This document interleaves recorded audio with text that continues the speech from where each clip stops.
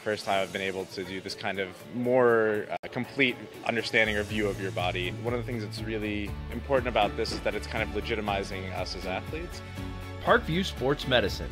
Game on. It's the comets. Comets falling from the sky. Comets falling from the sky. Comets falling from the sky. Comets falling from the sky. Comets falling from the sky. Comets falling from the sky. Comets falling from the sky. Comets falling from the sky.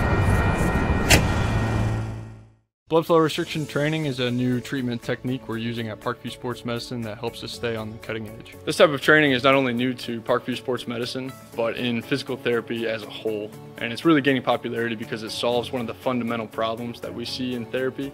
We have a lot of patients who we can't put a lot of stress through their injured tissue, but we still want them to get stronger and still want them to gain muscle size. Blood flow restriction training uses a specialized piece of equipment, a blood flow restriction cuff that fits around the upper portion of an arm or a leg. Doing that, then it partially restricts, but not totally occludes the blood flow going to the limb. I thought it was gonna hurt, and it does kind of feel weird, but doesn't hurt or anything. I just didn't really know what to expect. Well, you put it on and then you have to lay down and let it calibrate, and it like gets tighter and tighter and tighter. And then after that, get in your position to do your workout, and then press the inflate button and it'll squeeze your leg or your arm. What the research is telling us about training with blood flow restriction is that the buildup of the lactic acid and the metabolic stress that we're putting on these tissues helps you gain strength and muscle size, similar to that of training at high intensity. Compared to like a normal workout, the burn comes like within the third rep, and then the 30-second break in between, there's no like recovery. I can see the difference and feel the difference. It feels a lot more effective than just doing normal exercises. Blood flow restriction training is the perfect tool to solve that fundamental problem. But this is something that you don't see everywhere, and you don't see very many places in Indiana at all.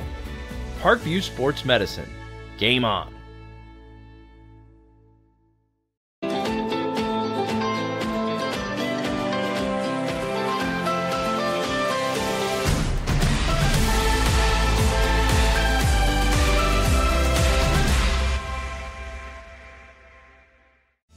Parkview Sports Medicine is an integrated sports medicine team. I mean, I always had my family behind me, I always had my team behind me, but to have staff that wanted the best for me and to get me feeling better the quickest was really reassuring. Parkview Sports Medicine. Game on.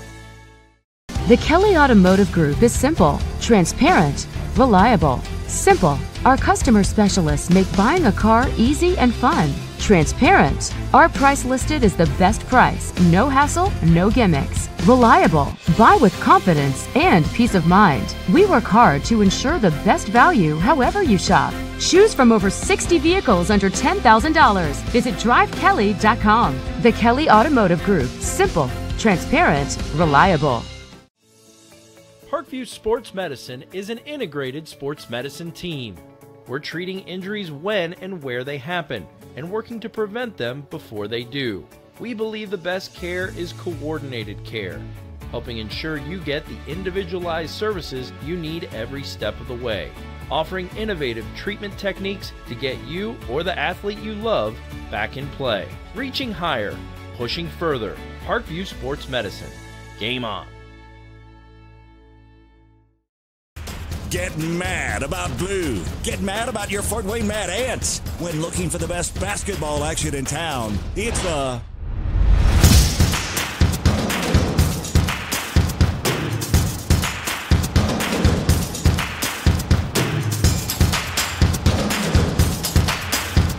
Go to FortWayneMadAnts.com for the complete game schedule. See your Fort Wayne Mad Ants in action.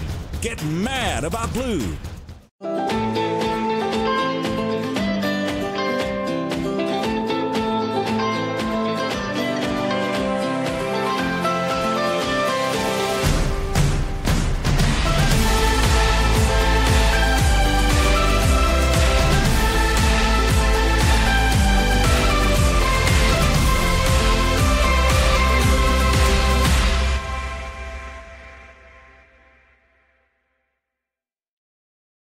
Parkview Sports Medicine, especially since I've been a pro, has been a place where my game has really been able to develop in multiple facets. Injury prevention, maintenance, physical therapy, weightlifting, agility work, all the things that I need to do in order to have an NBA body. This is the place for me to go when I come back home and I need to get a workout in. Always welcome me back with open arms. Parkview Sports Medicine. Game on. Both runners are running, play coming home. From the crucial plays to the highlight of the game to the victory celebration, we are there. Summit City Sports isn't just a business, it's a group of companies investing in the youth of Fort Wayne athletics. It's because of Parkview Sports Medicine, because of Kelly Automotive Group, Indiana Wesleyan University, and Big Eye Fish, that we can produce our broadcast viewed by hundreds of thousands in Northeast Indiana and beyond. Support Summit City Sports. Become a sponsor. Join our winning team. Good evening once again, everybody, and welcome to Indiana High School football on Summit City Sports. I'm Dan Vance, alongside me, the one and only Jeff Mahoney.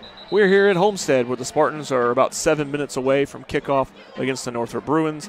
After about an hour and 20-minute weather delay, or a pair of them, delayed us getting going here. I think the last SAC game to get started here in Week 1. The Homestead Spartans coming off an 8-2 season.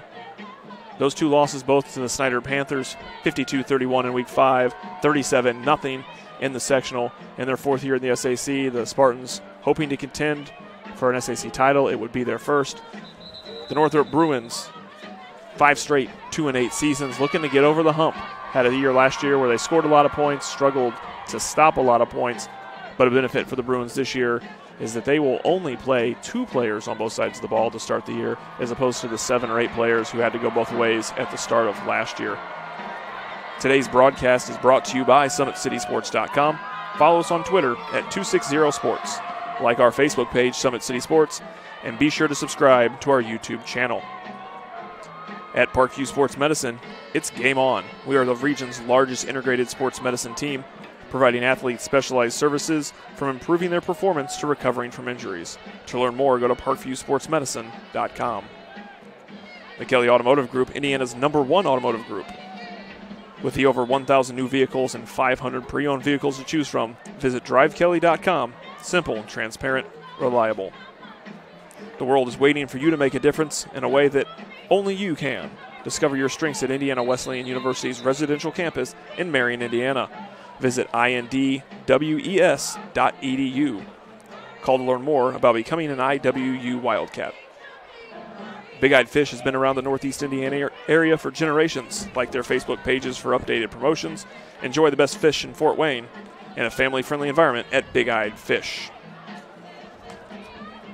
At Parkview Sports Medicine, we serve every level of our athlete with our integrated sports medicine team, including the region's only specialized athletic rehab. Learn more about our services by logging on to parkviewsportsmedicine.com. Just under 5 minutes to kick off here at Homestead. The Spartans heading into a new season, looking very strong athletically, very strong on the offensive end. Jake Archibald expected to start under center tonight. They do have options at quarterback as well. Luke Goody, the sophomore, will get some time as well. Look for he and Archibald to split. But Archibald has the more experience. Played a lot of snaps last year as their #2 behind Jaya Wright. Of course, now at Northern Illinois. One of the best quarterbacks in the area last year was Wright. So Jake Archibald's got some big shoes to fill starting out here Week 1 against the Bruins. The Bruins have experience as well, though. Bailey Mirzo got that experience last year at quarterback, forced into that position. And it didn't really help them last year per se, but it's huge to start the year to come out as one of the most experienced quarterbacks, kind of right there next to Jake Bird of Concordia, the experience level in the SAC. A lot of new faces at quarterback, so huge for the Bruins to have Bailey Mirzo. Yeah, Dan, absolutely. Last year, scoring really wasn't a problem for this Northrop team. They averaged over 27 points per game, but it was on the defensive side where they did kind of struggle, giving up 41 points and 450 yards per game. As you said earlier, only 2 players going both ways for the Bruins this year. And last year, they found themselves in a number of games, but in the fourth quarters when they started to falter. As a matter of fact, they had a 6-point lead in the third quarter against this home squad team a year ago. But with Gavin Shanley going both ways, playing safety and quarterback, he got banged up a little bit in that game, and that's where we inserted Bailey Mearso. Now, Mearso was just outstanding last year, passing for 1,265 yards and 12 touchdowns. He also ran for 518 yards and 6 touchdowns. So Mearso, coming into this season, is one of the more dynamic and one of the more intriguing quarterbacks to keep an eye on in the SAC. Of course, looking at Homestead, you know, this is their 4th year in the SAC, and there's nothing like having the bell on the sideline and hearing the ding-dong of the SAC bell, which currently resides at Snyder. It has the past 2 seasons. One of the coaches, assistant coach Ben Rogers, Chad Zolman, these guys were in the SAC before they were ever at Homestead. Rogers was a standout linebacker at Northrop High School, went on to play his collegiate ball at the University of St. Francis. And, of course, Chad Zolman was a great defensive coordinator at Bishop Dwenger High School. So they know what it's like to ring that bell. It's a special thing here in the city of Fort Wayne. So we're just really excited to get the ball kicked off here after the about hour and 20-minute rain delay. And I really cannot wait to see these two teams go after it.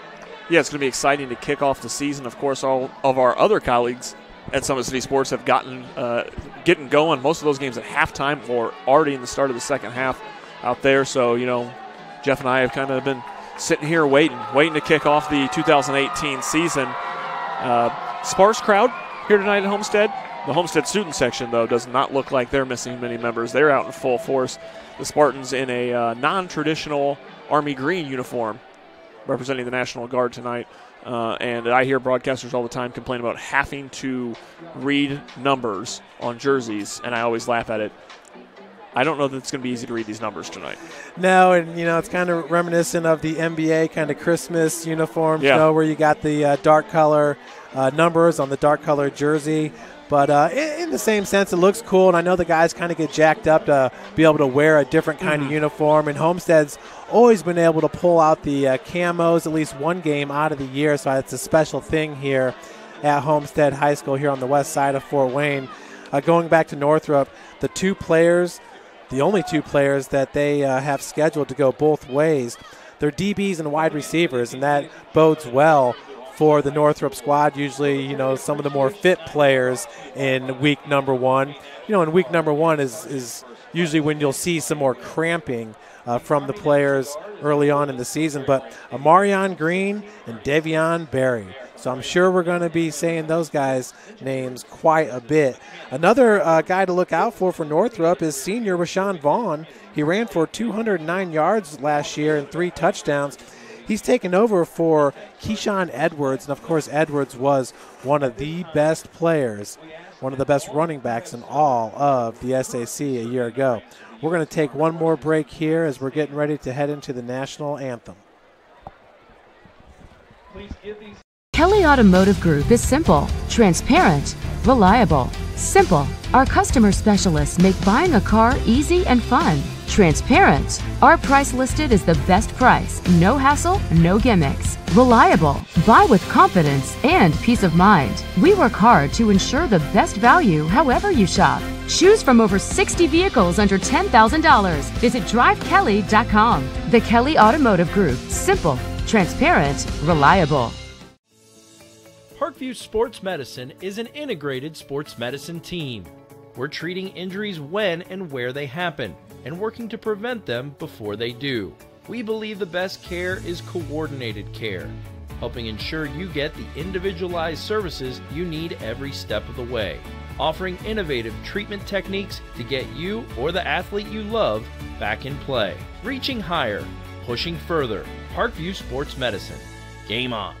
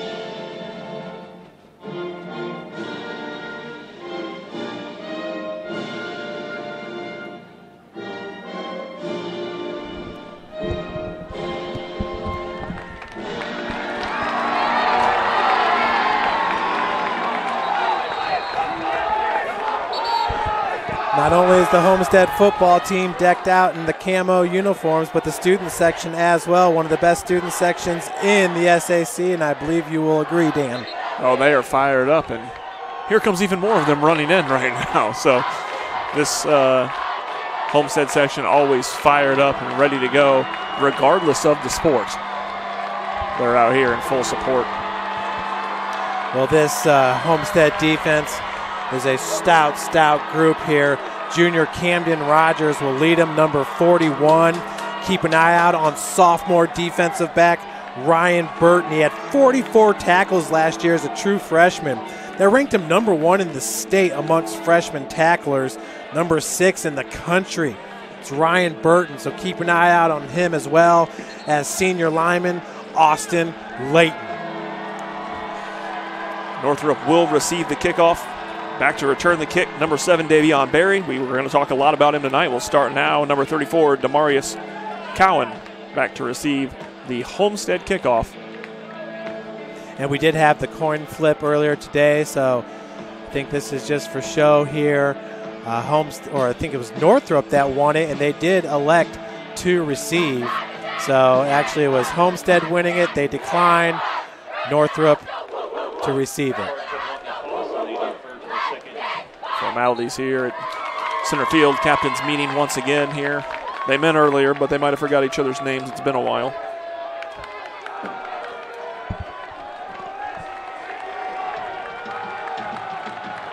So once again, right in the middle of that kickoff return is number 34, Demarius Cowan, 5'8", 175, just a sophomore. He's a running back and a DB.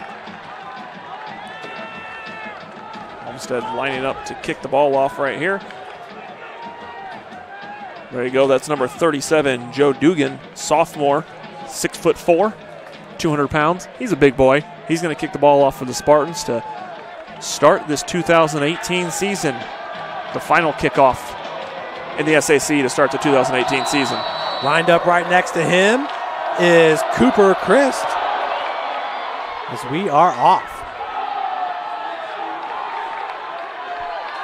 Up the middle he comes, tackled down at about the 25-yard line. It was Rashawn Vaughn, the running back. Vaughn sneaks in there amongst the other returners. Gets that ball out to the 26-yard line officially. And the Northrop offense will take over. First down from their own 26.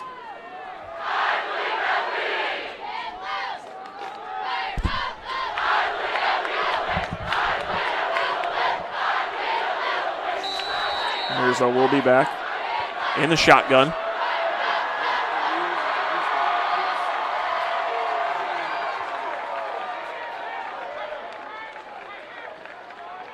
Go back, a little option. In around back this way. It's Amarion Green to the outside. He's got room. Big hit. And Amarion Green big across midfield. Huge little reverse from Barely Mirzo to Omarion Green. And a big pickup for this Northrop offense to start the game. They move the ball into Homestead territory, marked at the Spartan 39. What a great start for Northrop. First play, Mirzo back in the shotgun again.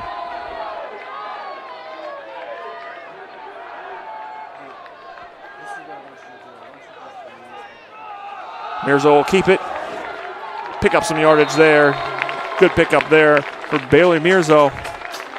He'll keep that one, head over to the sideline to get a new play from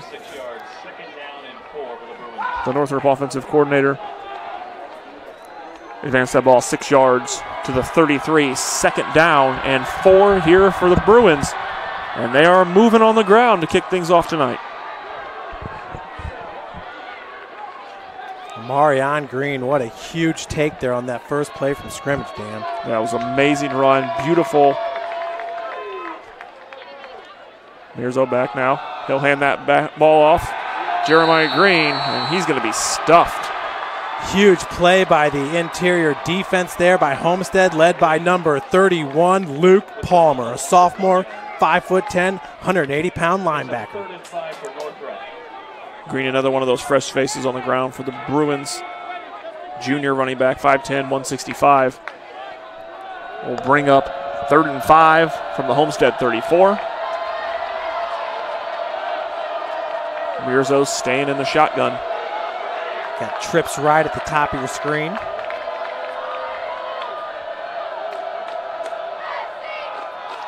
A little kick back there. And he's stuffed again. Jeremiah Green, nowhere to go there on the option. Great pursuit led by number 25, Joey Martinez, 5'8". Excuse me, that was Ryan Burton there for Homestead. Like you said, Dan, numbers not the easiest to see, but we're going to get through this one. Brings up 4th and 10 for the Bruins. It looks like Mirzo will be back to punt. Good situation here for Northrop, too, as you can do a rugby punt, run-pass option with an athletic player like Mirzo. There's offsides there. Looks like that was going to be on number 41, Cam Rogers. First game of the year, little anxious there. I'm sure maybe they had a punt block on given the situation at midfield. Either way, though, this is going to breathe some new life here for Northrop as they'll pick up 5 yards. It's going to bring up a 4th and 5 from the 39. Excuse me, that's the 35-yard line. We'll call it the 34. Another opportunity for Northrop here. They're going to look for it here. We'll be interested to see where they go. Big benefit there. Cam Rogers making a little mistake early. Mirzo back in the shotgun again for the Bruins.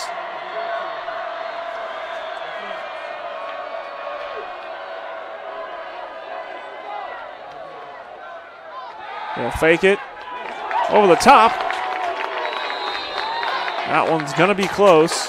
That's a first down there for the Northrop Bruins. It looks like that ball is going to be spotted at the 28-yard line. So a beautiful pitch and catch. That was Donovan Leonard, the junior at 5'10", 145. Northrop 1st and 10 now on the 28-yard line. That play may end up being huge on that punt. Excuse me, that was Quaylen Pettis, number 6 on that last catch.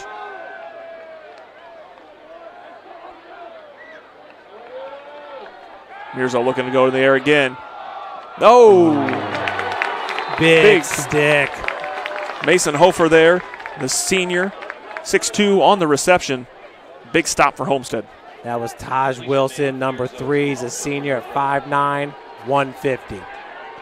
About 4-yard gain there. We'll go to 2nd and 6 from the Homestead 24.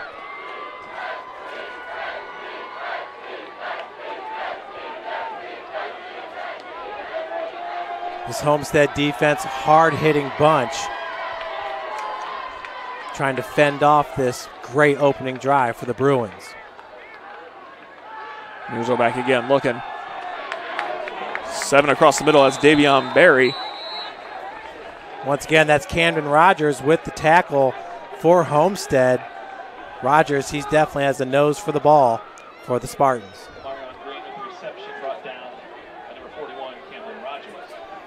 Marion Green already a good start to this game for the Bruins. Senior at 5'10", 185.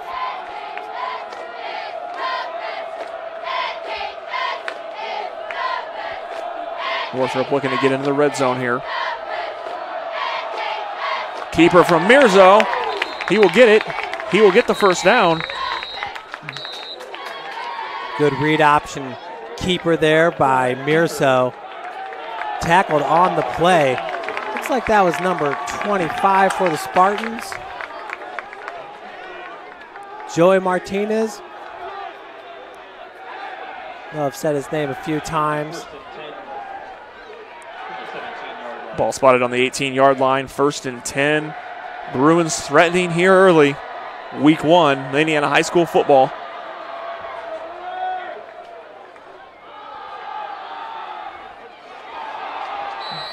That time, Mirzo with the keepers. That was really kind of a smart play. The Spartan defense in the backfield right away.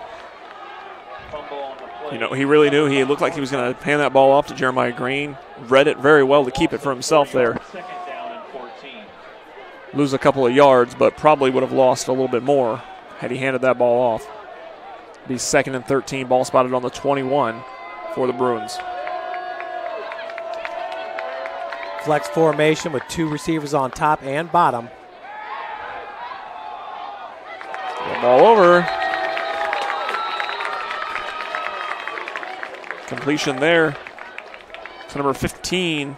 That's Adrian Sewell, just a sophomore, 6 foot, 170. Moves the ball back up, 3rd and 7 now, back to the 15-yard line.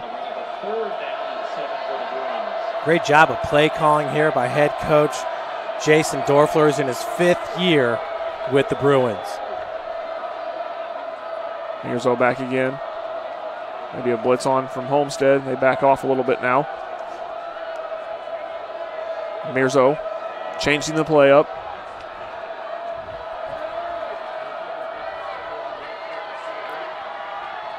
He's going to go off to the right. He's going to get rid of it. That's complete. That's Marion Green.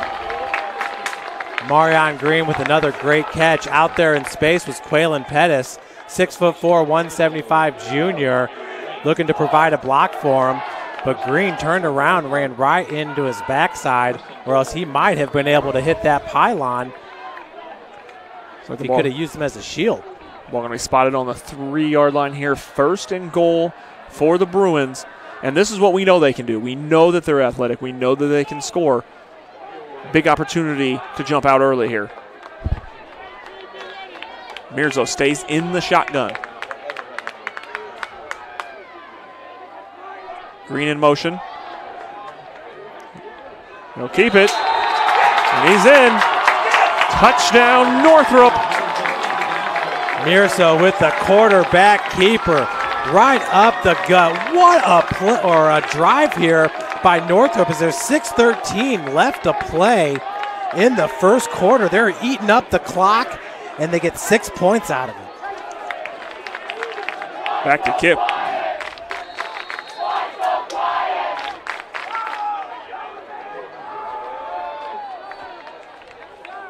Kick is up. Extra point is good from number 18, Tarek Bejgoric. He's a 6'2 junior. And possibly more impressive than the fact that Northrop brings that ball down is taking care of the ball, taking advantage of opportunities, and a huge, huge drive capped off by that score. Mirzo right here all the way, just following his offensive line. As you can see, he was able to squeak through there. There was a bunch of bodies on the turf, but Mirzo and Northrop taking the lead here, 7-0 in their opening drive. A good start to the season for Coach Dorfler and the Bruins. Big key for all these teams in the SAC this season is not making those little mistakes. Right there, little mistake, that offsides on the punt from Cam Rogers. Northrop takes advantage. That's a huge, huge start for them tonight, getting going here in the 2018 season.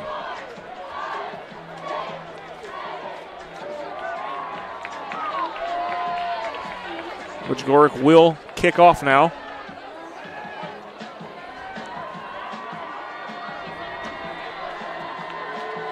Homestead back to return. I believe that's Cam Shannon. Number 10 back.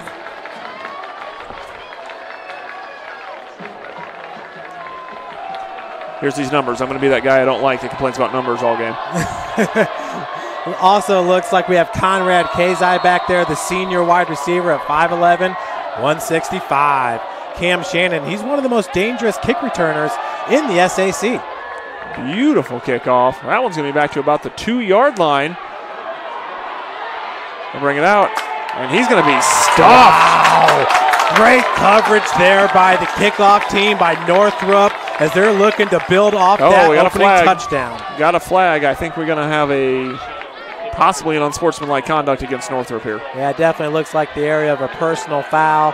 Guys getting excited. I mean, you play the game, you make a big play, you're going to get excited, but you just don't want to be overzealous there with the celebration. Looks like we had offsetting personal fouls.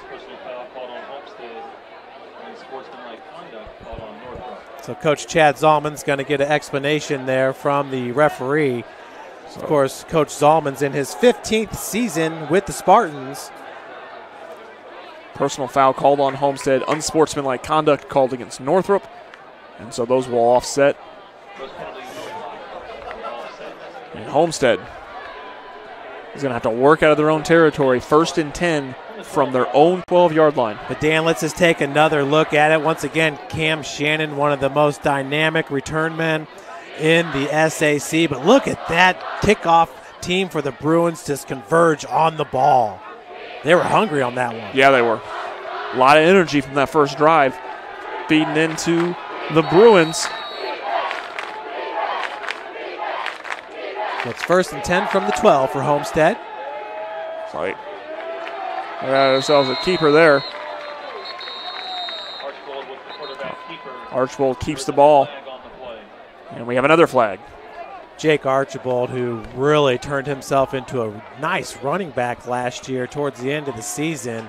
Also a strong safety last year as a sophomore for the Spartans. His freshman year, he had a good game against Warsaw in the playoffs where he was able to truck some middle linebackers. So the kid is definitely built going into his junior year. He's just got a body for football. Another personal foul penalty against the Bruins. I know the energy's high, but you've got to watch the emotions, and this is what we talked about there. Little mistakes. You don't want to give a team like Homestead any more room. They had them backed up. Now they're out to the 32-yard line. Griffin Little is a name to look out for. He's lined up as the right tight end right now, number 9 for Homestead, 6'3", 210 pounds. Archibald back in the shotgun as well tonight. He's got room to run. Jake Archibald taking off.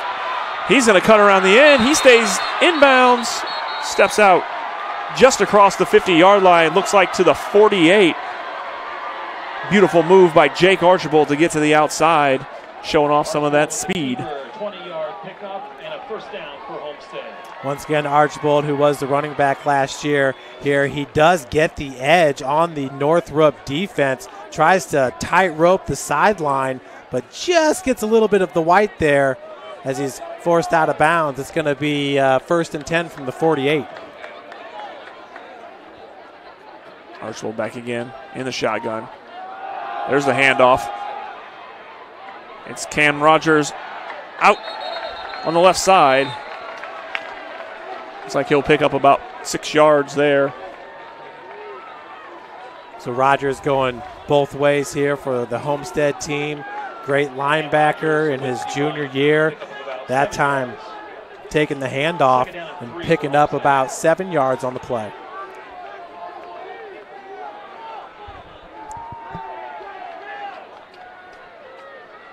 So that'll bring up a 2nd and 3 from the 41.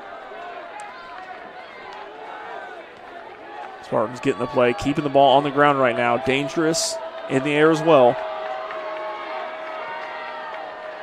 That's Little, who's set up as a wingback. It's a perfect position for him where he can block or veer out into the flats for a pass. Flag on the play here.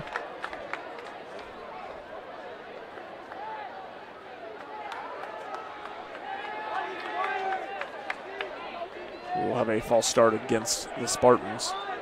Delay of game called on the Spartans. Delay of game called on the Spartans. 5-yard penalty, 2nd down and 8. So that'll bring up a 2nd and 8 from the 46. Archibald out of the shotgun. As the handoff's going to go to number 2, Mitchell Wessner. He'll be forced out of bounds there. Bringing up 3rd down. Looks like he'll gain about 2 yards on that play. Dan Wessner was the senior spotlight in Northeast Indiana game night this week, and his favorite food is chicken. It's good food. 3rd and 6 now from the 44. More conversation here from the Homestead play callers. Lined up in the backfield right next to Archibald is Cam Rogers, and I really like that because it's an extra blocker there for the QB. One in the air, big pass to Trevin Taylor. He'll pick up a 1st down. That's why I say they're dangerous over the top. Taylor, perhaps the most dangerous of those threats. 6'4", 200 pounds, and the kid can leap. How great was Trevin Taylor last year? You see him go up and high point that ball. Nobody was coming down with that ball except for Trevin Taylor. Archibald back again here. Take the handoff. He's going to flush out of the pocket. Archibald's going to take off. And he's around the left side. Be knocked out of bounds near the 10-yard line, around maybe the 11-yard line. That's a gain of about 23 yards there for Jake Archibald. He is fast, Dan. To have a guy like Archibald, the former running back, as you pointed out, that can just take off when he gets flushed out of the pocket. You talk about dual threat quarterbacks. Jake Archibald showing early here how dual threat he can be. Archibald back again, out of the shotgun. 1st and 10 from the 11. Around the outside. Looks like that was a handoff to Camden Rogers. Boy, he looks like a bowling ball out there, just knocking down the pins. He's going to get that ball down to about the 5-yard line. Going to be marked at the 4. Or no, at the 5. 2nd down and 4. From the 5-yard line.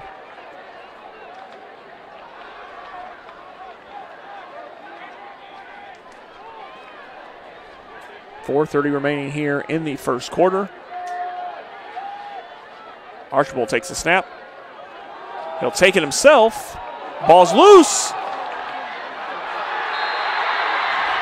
Cam Rogers, it looks like they're on the pickup of the fumble and the touchdown for the Homestead Spartans.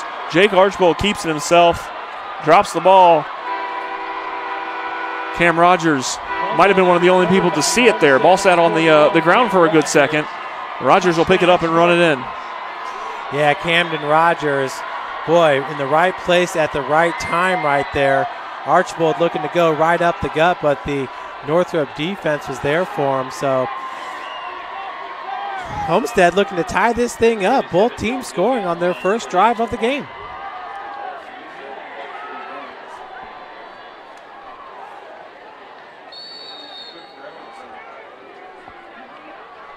Joe Dugan back to kick. 6'4", 200-pound sophomore to kick the extra point for the Spartans. He's also listed as a D lineman. Don't see your kicker playing much D-line. Not very often.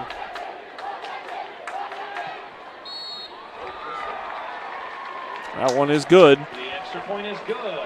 And this game is tied at 7, 4:16 remaining in the first quarter. And Dan, let's take another look at this play. As you see Archibald there, read option, kept it, was hit right at the line of scrimmage, but you see Camden go down. Cam Rogers is not going to go down with arm tackles and not on the first hit.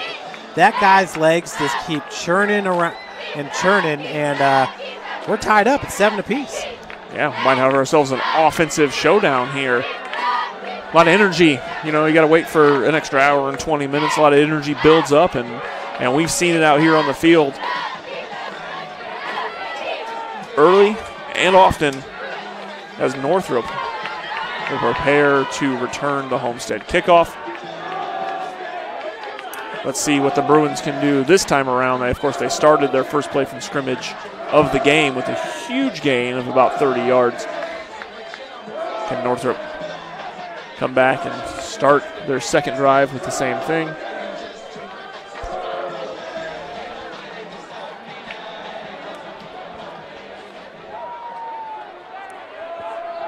Back even, 4:16 remaining here in the first quarter. Indiana High School football at Homestead High School. Spartans and Bruins tied at 7. There's the kick. That time it's going to be picked up by number 7, Davion Berry. He's still up. He's going to return that ball all the way to the 28-yard line. So the skill position players for Northrop are very, very impressive. And I've really liked what I've seen out of number 2, Amarion Green, along with number 6, Quaylen Pettis. Dan, you got to cover Quaylen a lot this summer on the basketball court, and it really looks like he's gotten himself into good shape. Oh, yeah, Quaylen is an athlete. He was an athlete last year, but had a little bit of that baby fat. He has leaned up and is going to be a big impact player for Northrop on a basketball court, but also so you're starting on the gridiron. So it's 1st and 10 from the 29. Mirso out of the shotgun. There's the handoff. That one to Jeremiah Green. He finds a hole. There's a big play from Jeremiah Green. The first couple handoffs he's gotten today, he's gotten stuffed. He will pick up a first down there, about a 10-yard carry from Jeremiah Green. Green listed at 5'10", 165, just a junior. You got to like that if you're Coach Dorfler. Positive momentum there for Green. Like I said, the first couple of times he touched the ball, he had nowhere to go. Finds a hole that time. 1st and 10 from their own 39. Here come the Bruins. It's Davion Berry and Mason Hoffer on the bottom of your screen, the two wideouts. Quaylen Pettis up top. He's a 6'4" receiver. It's another handoff. Nope, Mirzo kept it. He's going to look deep, just over the head of Davion Berry. Incomplete pass. Mirzo intended. Mirzo faking the handoff, rolling out left. Airs it out, showing that arm. Davion Berry just a couple steps behind it. Bailey Mirso rolling out to his left. Looked like he was going to have to throw across his body, but with the speed, Dan, he got outside the pocket so fast that he was able to reset his feet and launch that ball downfield, where he overthrew his wide receiver by about 10 yards. A lot of speed all around on this Northrop team. Starts with Mirzo. Barry Green also obviously very quick. There's the handoff. There's a hole. Tripped up just past the 50-yard line. It's Jeremiah Green with another big run and another Northrop first down. Had running room and got tripped up just there at about the 44. Look at the big gainer there, the burst of speed. He saw that seam and cut right up the gut. Looking good is Jeremiah Green here with 3:15 left to play in the first quarter. The 1st and 10 from the 44 for Northrop. And give it to him again. He's going to bounce off a tackle. Another big gain from Jeremiah Green. Out to his left. That time Green was met in the backfield by number 6, Christian Zaki, a senior at 6', 195. And Green was able to break right through the tackle. The ball will be spotted on about the 35-yard line. We'll bring up 2nd and 1. And Jeremiah Green, the star of this drive. Northrop showing that they are a team of many weapons here early. Really impressed with these skill position players, and obviously you have to have a good line to open some of those holes, and Northrop is showing that early on. Here's back to receive the snap. He's going to look in the air. Nope, he's going to take off and run. Flushed out of the pocket. Mirzo will take off. Nowhere to run, but may have gotten the first down. Once again, it looks like that was Cam Rogers chasing down the Bruin. Such speed there shown early on. Archibald, the quarterback. Rogers here on defense. A lot of speed here on this Homestead team. Mirzo didn't get much out of that one, but he got enough to get the first down. Another first down for the Bruins here at the Homestead 33, just under 2 minutes to play in the first quarter. It's opening night of Indiana High School football on Summit City Sports. Inside 2 minutes to play here in the first quarter at 1:46. There's another handoff. This time Green will get stopped. Gain of just a couple yards there. Once again, that was Cam Rogers making the stop. I wouldn't be surprised if he has about 14 tackles in this game. As you see, the Green cuts it back right into the arms of Rogers. You're just not going to be able to get away from that grasp. Arguably the top junior linebacker in the SAC is Cam Rogers. Yeah, I don't know if it's that much of an argument. Kid is just tough. Brings up 2nd and 9 from the 32 with 1:05 left to play. Here's back. He's looking. He's going to be flushed out of the pocket again. Little room to run. He spits it up. Mirzo fumbles the football. And it's going to be Cam Rogers once again picks it up, shows off his speed. It's going to take at least 2 or 3 Bruins to bring him down. He's a tough runner. Big play there for Cam Rogers. Picking up on the mistake there. Mirzo takes off with the ball, doesn't tuck it. Lets it fall out, and Cam Rogers, we're going to say his name a lot. We've said his name a lot already. 47 seconds left in the first quarter. Big play for Cam Rogers. Down to the Northrop 33-yard line. 1st and 10 for the Spartans. And all of a sudden, after Northrop makes some big gains, it's the Spartans threatening here at the end of the first quarter.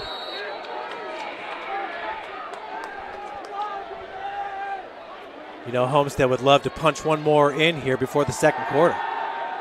Going to the air to Trevin Taylor. Oh, just through his hands. And Dan, on that one, it looks like Trevin Taylor just mistimed his leap. Let's take another look at it here on the Summit City Sports replay. That's Archibald back, and he's firing it. He's got a cannon. Taylor, though, just left his feet a bit early there, just beyond the outstretched reach. Great throw from Jake Archibald. Big target Taylor. Doesn't make many mistakes when timing things. Makes one there. Homestead will get another shot here. Snap bobbled by Archibald. He's going to have to take it, but he can run. He gets out to the right side, and that should be a first down from Jake Archibald. Beautiful job, flushed out of the pocket. And Dan, I'm going to go back here to the turnover. You see Bailey Miraso trying to do a little something extra. The ball slips right out of his hand. We just saw Archibald right there. The ball slipped out of his hand from the snap. So obviously, given these conditions here, ball security is a must. Yeah, absolutely. Not raining currently, but a lot of rain here, especially during our delay. Heavy rain. The illegal block called on Homestead, so that ball will be marched back on a 10-yard penalty. So it looked like Archibald had the first down, and now all of a sudden we have 2nd and long here. 2nd and 15 from the 38. We're seeing a lot of these little penalties creeping in on both sides already. It's Trevin Taylor split out wide on the bottom of your screen. Archibald out of the shotgun.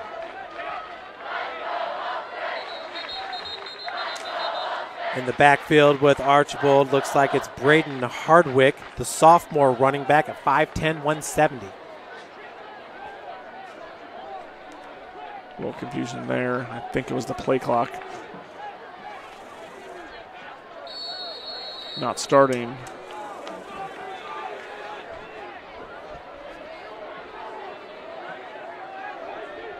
Now we're back. Archibald back out of the shotgun. Needing some big yardage. He'll go to the air again, and that one incomplete. Incomplete pass, Archibald intended for Layton. 3rd down and 15. Braden Layton there, the intended receiver, number 14.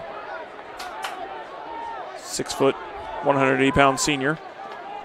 Rogers is going to re-enter the game in the backfield here with Archibald. Brings up 3rd down and 15. 6.4 seconds remaining here in the first quarter, likely the final play of this quarter. Archibald takes it. He's going to roll out to his left, looking deep.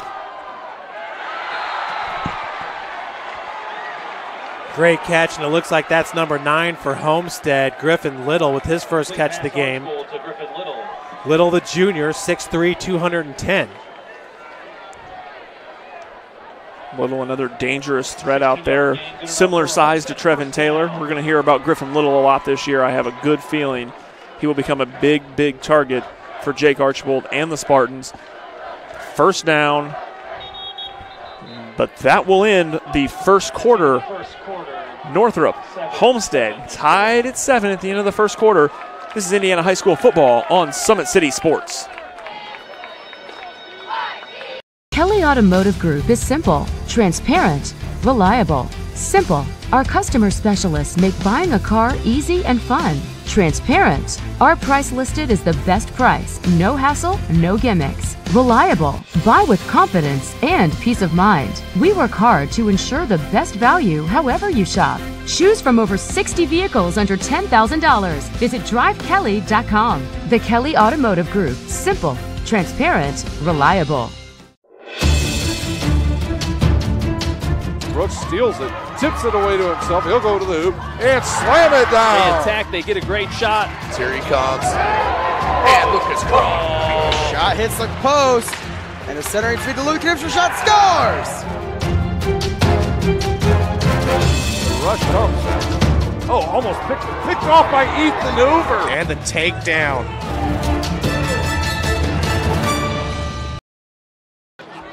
Welcome back, everybody, to Homestead High School. We are tied up at 7.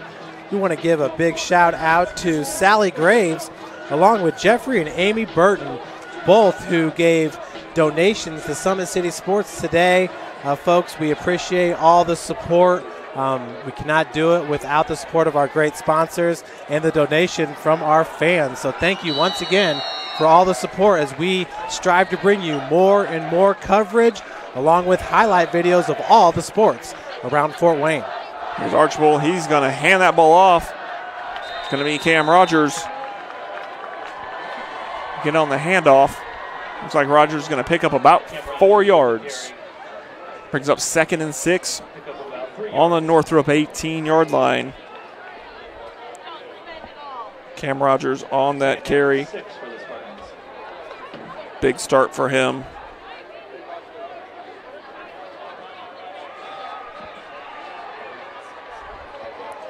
Archibald stays a shotgun. Little's going to move over to the left side of the line, lined up at tight end. Rogers is going to run that direction. Off the left side, he's going to be through, and Cam Rogers punches it in again. 18-yard score for Rogers. Cam Rogers is dangerous every play. A little bit of an understatement as we check out the Summit City Sports replay here. The handoff goes to Rogers as he gets around the end. And one of the Bruins there, number 53, had a hand on him. That was Nigel Robertson, but Rogers just too strong there as he goes in for 6. Homestead takes the lead, 13-7. Joe Dugan in to attempt the extra point.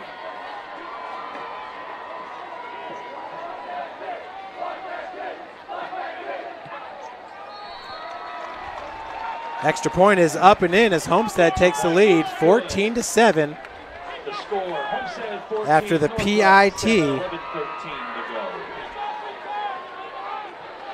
Taking advantage of opportunities. A couple other scores from around the SAC. In the third, Carroll. Bishop Luers tied at 14. And also in the third, Snyder leading Northside 19-8. A little bit of a feeling out process for the pretty young Snyder team here in week 1 against the Legends.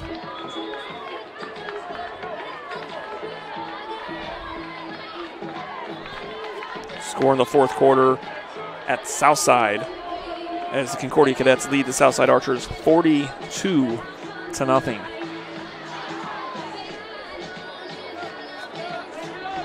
Big games around the SAC tonight. All over. This one has been more than it was built to early on. A lot of questions. Homestead expected on the top end of the SAC. Northrop somewhere in the middle. That Bishop Dwenger Wayne game, a lot of the local media outlets chose that as the game of the week. And it certainly is not disappointing. There's the kick.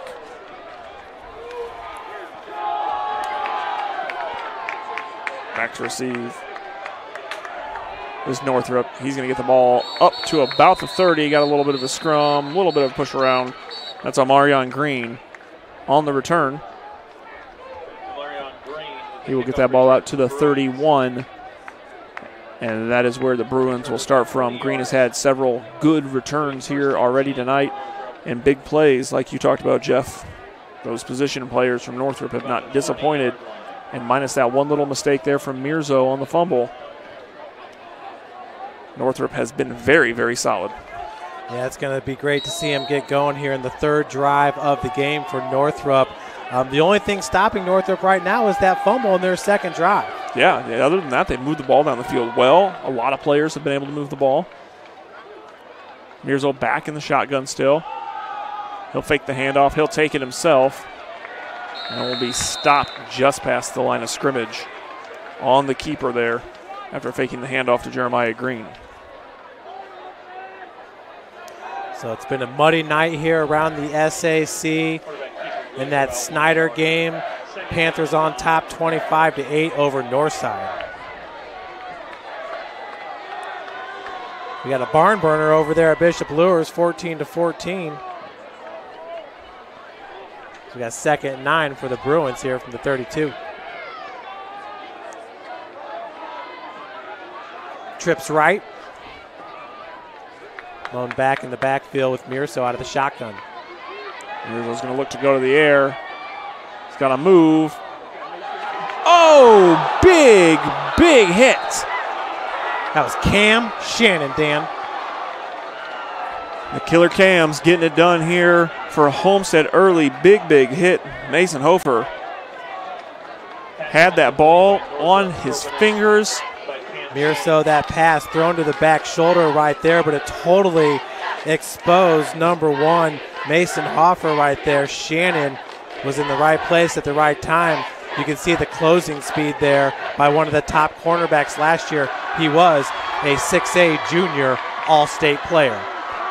A little conversation there between the referees. I don't believe that Northrop head coach Jason Dorfler liked that hit.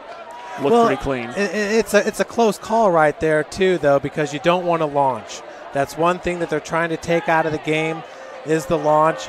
And in this one right here, the receiver in the flats, you'll see Shannon break back at the ball and really did look like a clean hit as his feet really never left the ground.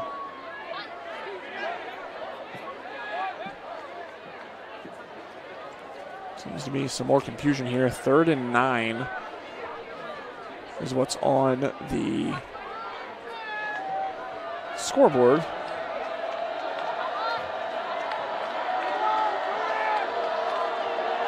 So there's confusion about the spot of the ball.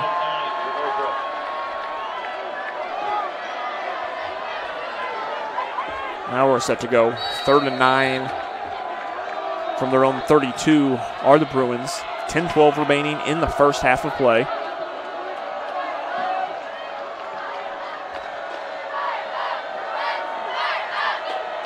Mirzo's going to keep it, and he is still on his feet. No, they're going to call him down. So I think the refs were blowing a quarterback in the grasp right there. Mirzo was able to escape it. Homestead D was all over him on the play action pass. What a great job by Mirzo escaping that one. I don't know if the whistles blew before he escaped. Still an interesting looking play. Yeah, it looked like he got away from it there, but either way, that's going to bring up 4th and 16 from the 25. Mirzo's going to come back to punt now for the Bruins. It's Cam Shannon back to return it. We have another flag.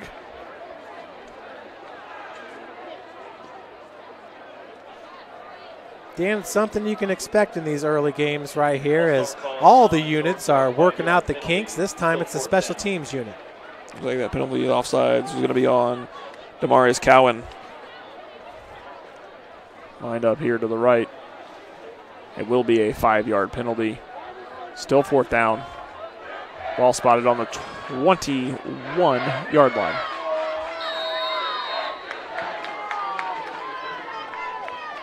So once again, it's Cam Shannon, the dangerous returner, who's standing at his own 44-yard line. He'll receive that one at the 48. That's a gain of about 6 yards all the way up to the Northrop 44-yard line. That's going to put Homestead in good field position. Great field position, and he was just a step or two away from being able to get away with a couple more yards there. Great coverage by Northrop to get to him in time. You know, Dan, it's really neat for me to see both these teams being a part of the University of St. Francis Cougar football program. Northrop, we had 2 starters on that first national championship team from Northrop. And, of course, the offensive player of the game was Homestead's Seth Coate, who right now is currently the only USF football player ever to play professional, as he's a member of the Ottawa Red Blacks. Snap, that is Goody. Goody in the pass. Luke Goody comes in to Griffin Little across the middle in a big, big first down. And here you come in with that dual threat option for Homestead. Archbold being your quarterback here for the first quarter and first part of the second quarter. And now Luke Goody, the sophomore, in the throw. Goody just threw a rope right there to Little. You can see why I don't want to call it a quarterback controversy, but both of these guys are good.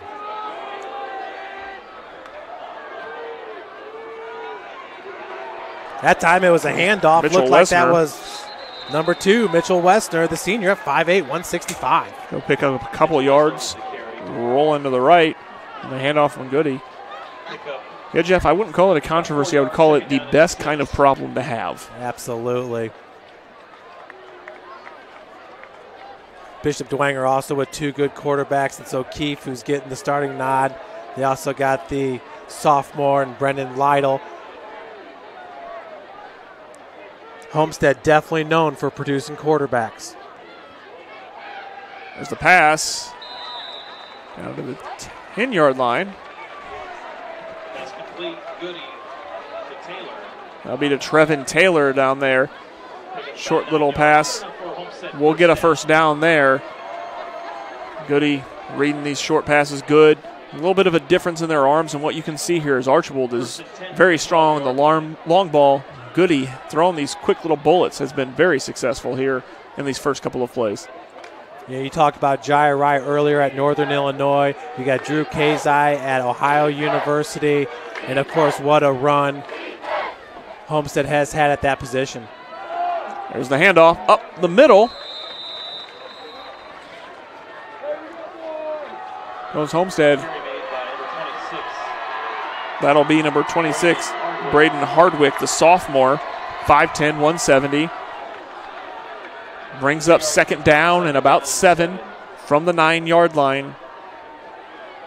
You know, it wasn't that long ago when Zach Terrell was roaming the field here at Homestead, putting up big numbers, and then what he did at Western Michigan was outstanding. Absolutely. That's Little in motion as he's going to set up as the left tight end. 2nd and 7 from the 9. Goody flush out of the pocket. He'll get rid of it to the end zone. That ball is going to be incomplete. Safe throw, though. You know, throw it up where the defenders can't get it. And Homestead might arguably have the best receiving core in the SAC. They got Conrad Kazai, Trevin Taylor, Mitchell Wessner, Brandon Layton, and Griffin Little. They got players. They do. Plenty of players and some big guys, some big targets. They'll bring up 3rd and 7 from the 9 with 7:28 left to play here in the first half. 14-7, your score. Homestead on top. Goody back to throw. He's going to look to that same corner again. That ball just overthrown. Incomplete out of the back of the end zone. You want to give your receiver an opportunity right there. Taylor just running out of real estate. Maybe a little bit too much velocity on that pass. But once again, this Homestead team does look dangerous on offense. That's where Trevin Taylor's going to be very dangerous all year long when you get into these close yardage situations. Get within 10 yards, loft it up to him. Not many people are as tall as Trevin Taylor, let alone can out-jump him. Well, earlier I talked about Seth Coate, who is a great big wide receiver here at Homestead High School. He does a great job of shielding the defender to make it to where he's the only one that can catch the ball. That field goal attempt is up, and it is no good from about 25 yards. The attempt from Joe Dugan, the sophomore kicker from Homestead. So Northrop avoids damage, plays big defense when they need to down here within the 10-yard area. Of course, stopping those 2 attempts there at the end zone from Luke Goody. And the Bruins will take over from their own 9-yard line. Another local score of interest outside the SAC. The New Haven Bulldogs in the third quarter trailing South Bend Riley 20-6. Oh, wow. So quick start for Riley, jumped up 20-0. New Haven now trying to come back. That was a game the Bulldogs were expected to run away with. And how about that new turf there put in at Leo, Heritage, Homestead, and New Haven and Woodland? It's beautiful. Beautiful to add more turf around the area. It's also nice to give the soccer teams a place to play. Yeah, it's fields look great. Woodland redid their gym. A lot of money from East Allen County Schools being put into their athletic facilities and upgrading some things around those schools. We got a timeout here called as we're going to take one with them. You're watching Summit City Sports, Indiana High School basketball.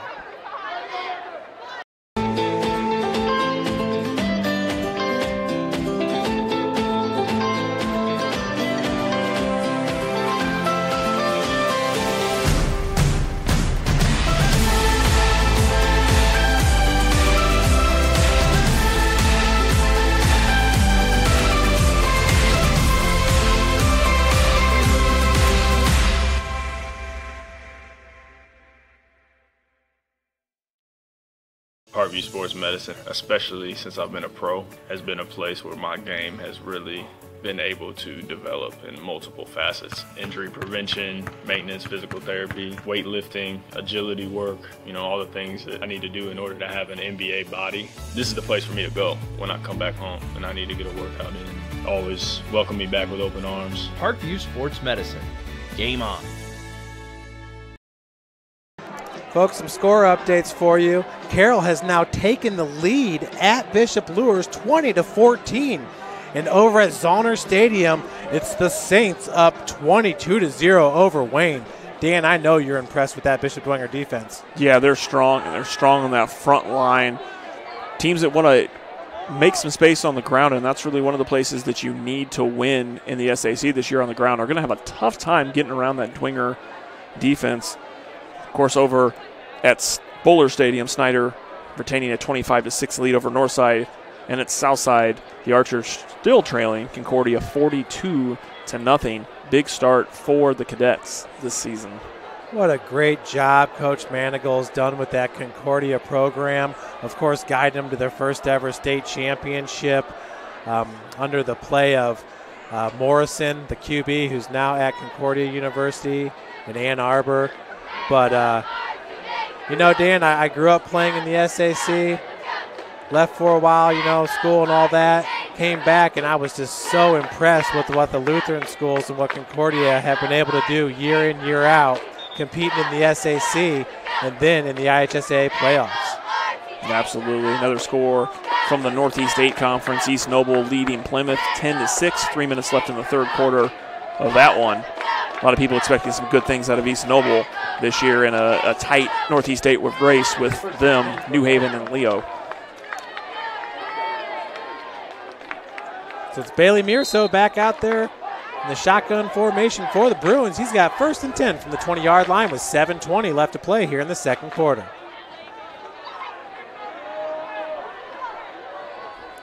There's the back. He'll take the snap. A little delayed handoff there. And nowhere to run for Jeremiah Green. He was met right away in the backfield by that Homestead defensive line. Last guy to get up off the pile. Looks like that's number 11 for Homestead. Nick Martin, the junior linebacker at 6 foot 185.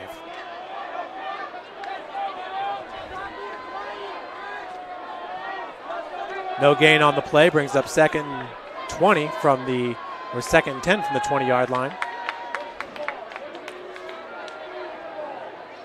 Here's takes a snap. He's going to take off. He'll be tripped up after a couple of yards. And on that tackle was number 36 for the Spartans, Aaron Harris, the senior, 5'9", 215 pounds.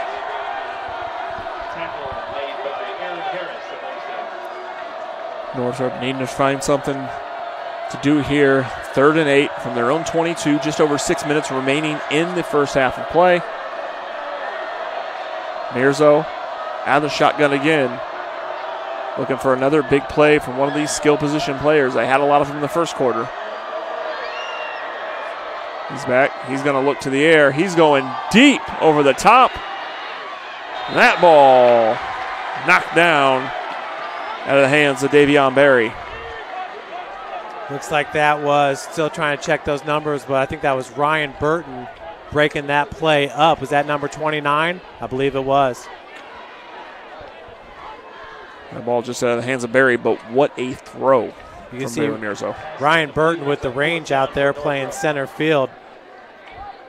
Able to knock it away from the receiver. It brings up 4th and 8. Mirzo back to punt.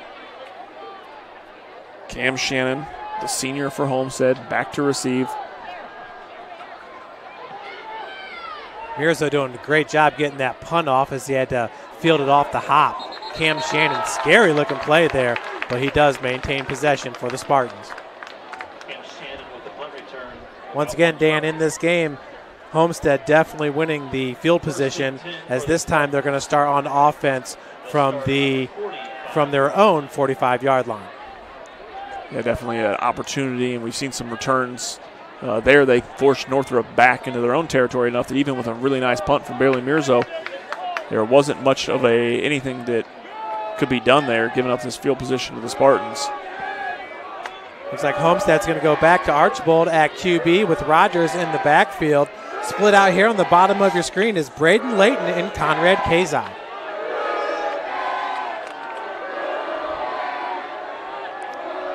Little in motion. He's going to hand that one off, and he's going to find some running room. Bobbing and weaving, bouncing off tackles, down to the 35. Big run there by Camden Rogers. He's been doing it all game long. Let's take another look at it as he takes the handoff from Archibald, hits the edge, and then cuts back into the middle of the field, breaks a few tackles, one from the big defensive lineman, number 73, Rashad Moore. Such big cuts from Rogers. Makes it very difficult to get a hold of him. Like you talked about earlier, one hand ain't going to do it. Snaps a little high. Archibald will pitch it back. Out to the edge. He's going to find running room again. Rogers, for a big man, is nimble. Rogers looks like he's going to pick up the first down again. The big body of Camden Rogers right there. As you can see, he knows where the sideline is. He doesn't go out of bounds. He picks up another 8 yards after contact. That's huge for these Spartans. Great play there by Jake Archibald there. Snaps a little high. Doesn't handle it cleanly. Beautiful job. Makes that pitch back to Rogers. Rogers listed at 6'1", 205 pounds. There's the keeper, Archibald. Rogers ahead of him. And Archibald will find some running room. Looks like another, maybe not quite a first down. Folks, that's a dangerous play right there. Remember, Archibald last year was a running back, and in this situation here, he's got Rogers as a lead blocker. You got to like your chances with that duo. Yeah, very, very dangerous. You're Northrop not knowing where that ball's going to go between the two of them, not knowing who you're going to have to tackle or who's going to be the lead blocker. Archibald also blocking for Rogers well tonight. Very dangerous duo. High snap again. Archibald's going to keep it out to the left side. He's got room. Should be a first down. Good pursuit by Northrop. It started with number 51, the linebacker, Alex Satterthwaite. Beautiful play by Archibald. Also in on the play was Amarion Green, one of those players for Northrop going both ways. Similar situation to the last drive here. We get 1st and 10. Ball on the 12-yard line. Short yardage situation here for Homestead. They put the ball in the end zone. We'll see if Archibald goes to the air or if they keep it on the ground. He's got Rogers right next to him. He'll keep it. short gain there from Archbold, getting a couple yards after that first hit. That was Nigel Robertson making the tackle. He goes 6'2", 205 pounds. He's just a junior. Good stop there for the Northrop defense. And that was a good read there by Archbold, keeping that ball right there and getting whatever yards he could. Picks up a yard on the play, 2nd and 9. Ball spotted on the Northrop 11-yard line. 4:16 remaining in the second quarter here on opening night of Indiana High School football in Fort Wayne. And Rogers is going to have to get that flap fixed on his shoulder pads there. They'll go to the air. That one's to the end zone. They're going to say that hit the turf. Incomplete.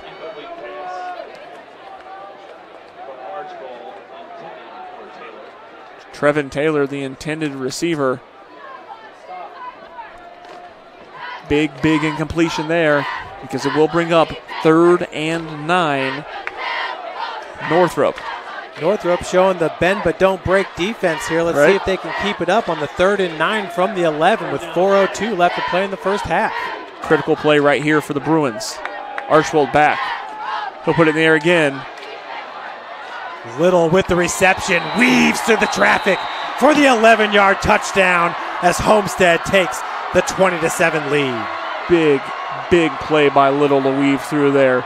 He could have been stopped short of the first down, bringing up 4th down. Instead, he finds a way into the end zone.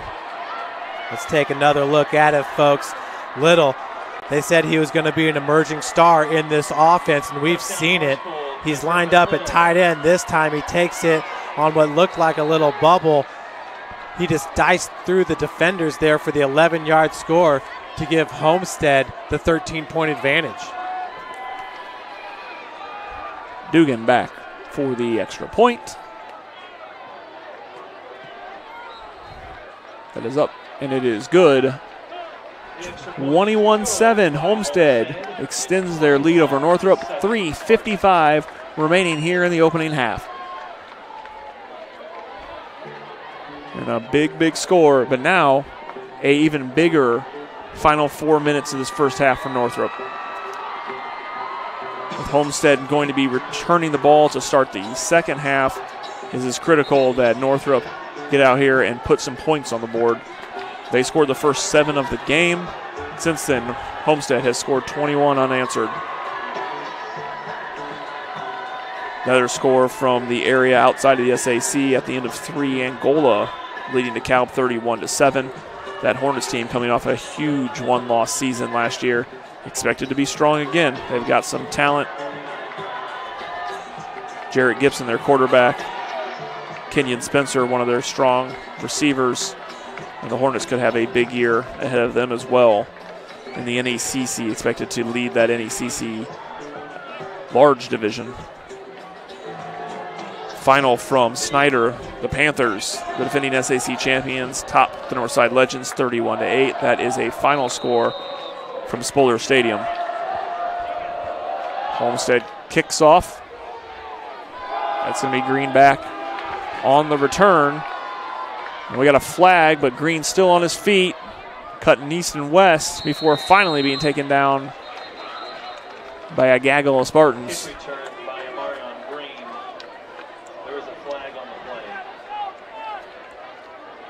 Coming off that pile once again, the sophomore Ryan Burton on the kickoff team in on the tackle.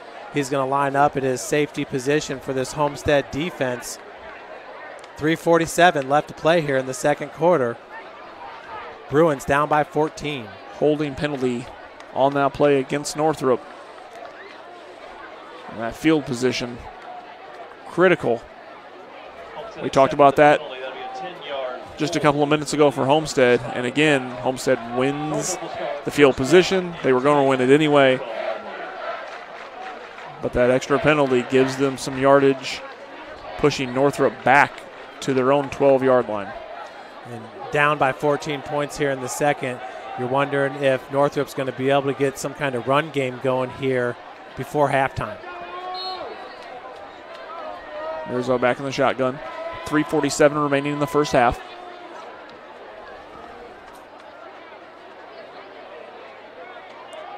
Look at the handoff. A couple yards there. Looks like that was number 22, Rashawn Vaughn, 5'9", 170. He was slotted in as supposed to be the key rusher, taking over for Keyshawn Edwards. Once again, Edwards last year. What a great running back for Northrop. First time we've really seen Rashawn Vaughn tonight. We've seen a lot of Jeremiah Green, the junior. And he has looked good. He has looked very good. Some big gains. Vaughn will be back there with Mirzo again on this play. 3 minutes remaining. Mirzo's going to keep it himself, rolling out to the right. He'll get a few yards there, close to the first down, before he's brought down. He will be, it looks like, just short of the first down. Boy, Mirzo is a competitor.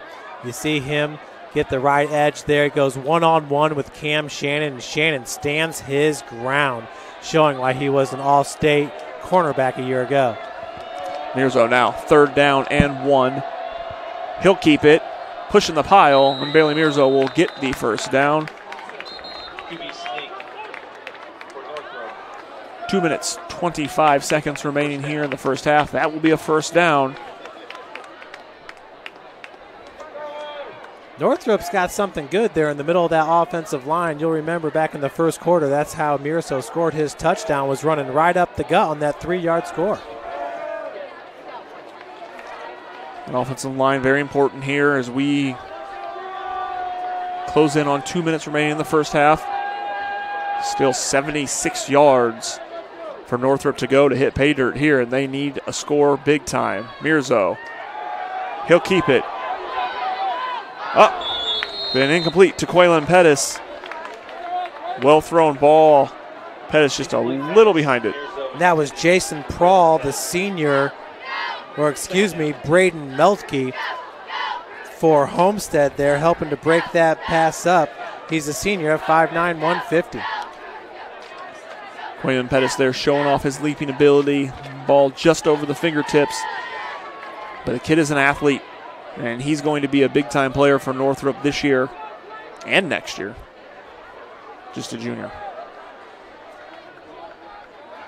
Mirzo back in the shotgun again. He'll take the snap. Pitch it now to Vaughn. Vaughn's going to look for some running room around the left side. He's going to be wrapped up. Bounced off the first hit and taken down. That was a very spirited run there by number 22 for Northrop. Northrop very much still in this game here. With 1:39, the clock is stopped.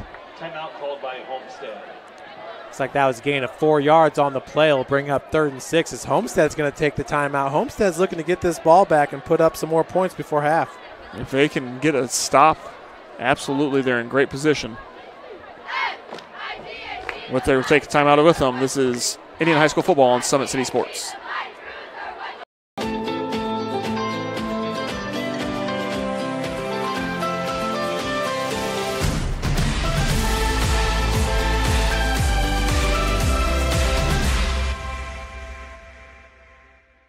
This is the first time I've been able to do this kind of more complete understanding or view of your body. One of the things that's really important about this is that it's kind of legitimizing us as athletes.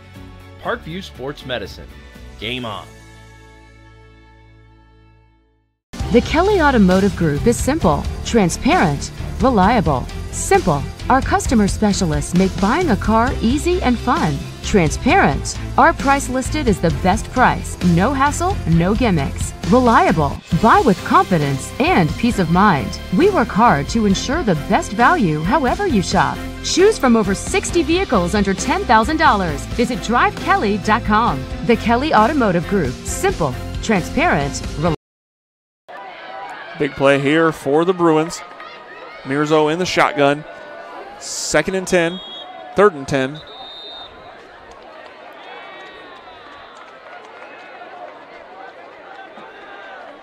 Flag thrown by the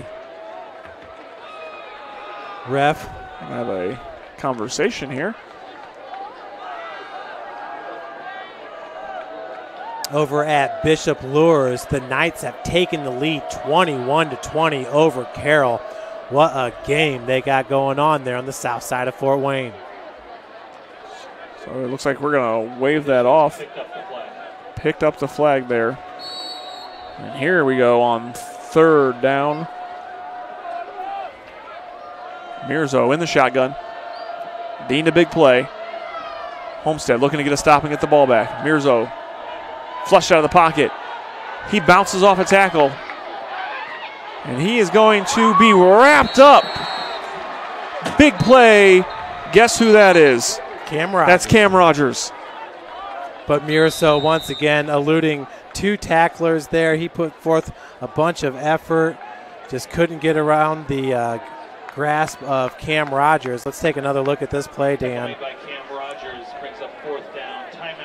Mirzo flushed out of the pocket, breaks the arm tackle there. But Rogers, that closing speed, once he gets his hands on you, you're not getting away. Big, big play from Cam Rogers. Homestead will call timeout, stopping the clock again. 1:29 remaining in the first half. It will bring up 4th down and 9. Decision time for Northrop. Not much of a decision here. On their own 25. Try to get this ball with some distance under it and at least put Homestead back a little bit heading into halftime. It will be number 10. That's Cam Shannon. Back to return the punt. Homestead looking to continue to control. Well, that ball is snapped down underneath 51. Back to punt. That ball down. Homestead will recover the snap down below. Alex Satherwaite back, the linebacker in the punting formation, and that ball goes between his legs. And now Homestead will take over 1st and goal on the Northrop 1. His first time punting in this game. Not really his fault, though. Slippery ball. It hits the turf and goes right through his fingers. Northrop really lucky that Homestead didn't fall on that ball in the end zone. Maybe a formality here. The Northrop defensive line is going to have to be huge as the Spartans look to punch it in. Archibald will hand it off. And that ball's in the end zone. And a huge, huge play. 1-yard run by number 26, Braden Hardwick will punch that one in from 1 yard. The sophomore running back. And that will push the Homestead lead to 27-7 in the closing minutes here of the first half. As you can see there, Hardwick found that crease and just punched it in for the Spartans as they go up 27-7.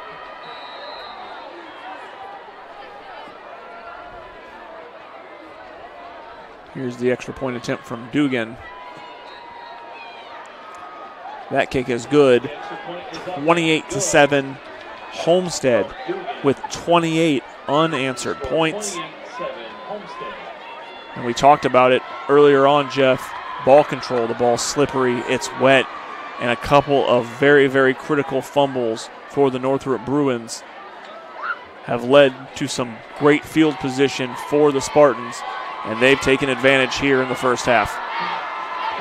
They certainly have, and it's kind of what you expect from a Chad Zolman coach team. They're going to do things, you know, all the little things, all the aspects of the game the right way, fundamentally sound. And once again, it was pouring rain here. We're under a 1 hour and 20-minute delay, and it showed in this game as there's been a slippery football. Very, very slippery.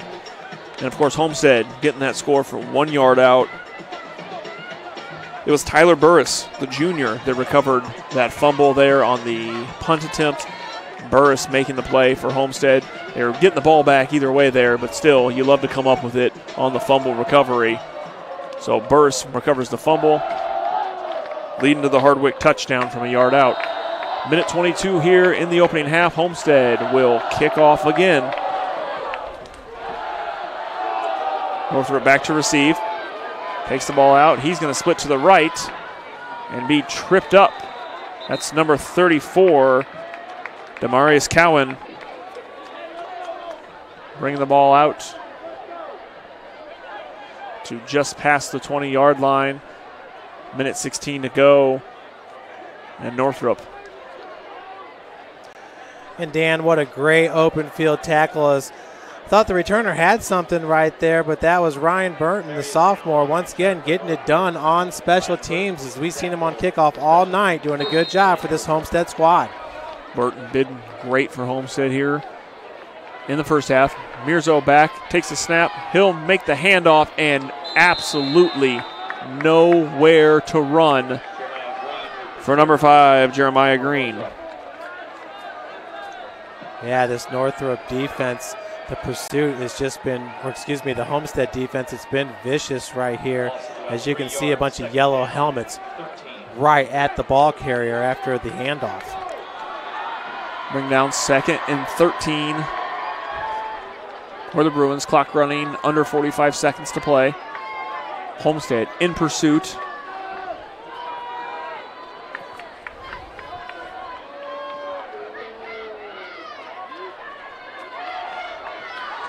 Another handoff going nowhere for Jeremiah Green. Senior Seth Pearson taking the snaps here for the Bruins now. 5'11", 160-pound. Backup quarterback to Bailey Mirzo. The clock looks like we're going to run down here. 3rd and 13, under 10 seconds. It does not look like the Bruins will run another play, so we will head to halftime. Homestead with a 28-7 lead after 28 unanswered points here after Northrop started the game 7-0. This is Indiana High School football opening week on Summit City Sports. The first time I've been able to do this kind of more complete understanding or view of your body. One of the things that's really important about this is that it's kind of legitimizing us as athletes. Parkview Sports Medicine. Game on.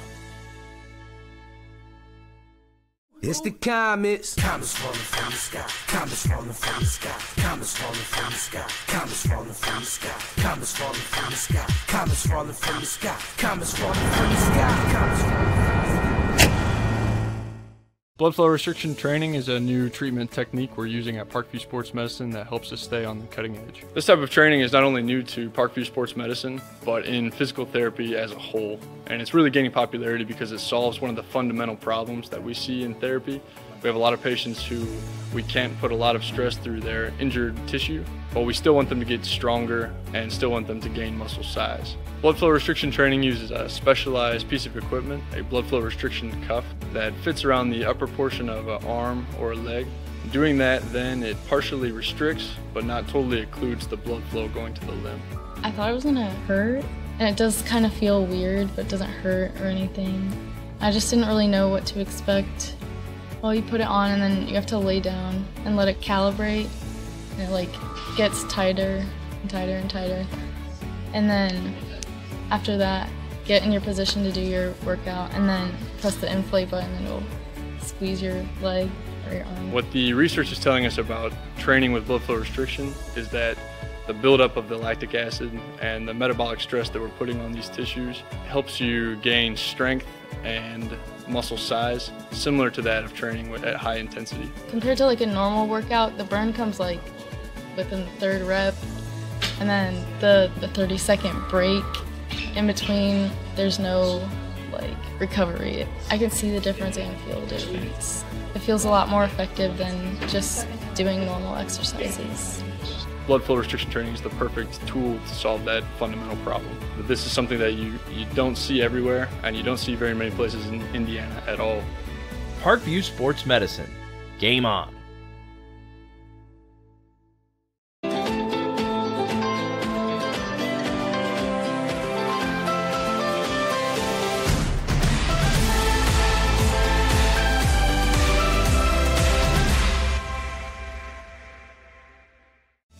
Parkview Sports Medicine is an integrated sports medicine team. I mean, I always had my family behind me, I always had my team behind me, but to have staff that wanted the best for me and to get me feeling better the quickest was really reassuring. Parkview Sports Medicine. Game on. The Kelly Automotive Group is simple, transparent, reliable. Simple. Our customer specialists make buying a car easy and fun. Transparent. Our price listed is the best price. No hassle, no gimmicks. Reliable. Buy with confidence and peace of mind. We work hard to ensure the best value however you shop. Choose from over 60 vehicles under $10,000. Visit drivekelly.com. The Kelly Automotive Group. Simple, transparent, reliable. Parkview Sports Medicine is an integrated sports medicine team. We're treating injuries when and where they happen and working to prevent them before they do. We believe the best care is coordinated care, helping ensure you get the individualized services you need every step of the way, offering innovative treatment techniques to get you or the athlete you love back in play. Reaching higher, pushing further. Parkview Sports Medicine. Game on. Get mad about blue. Get mad about your Fort Wayne Mad Ants. When looking for the best basketball action in town, it's the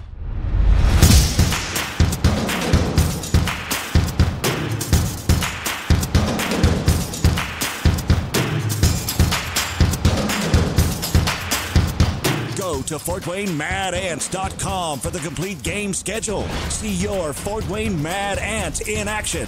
Get mad about blue.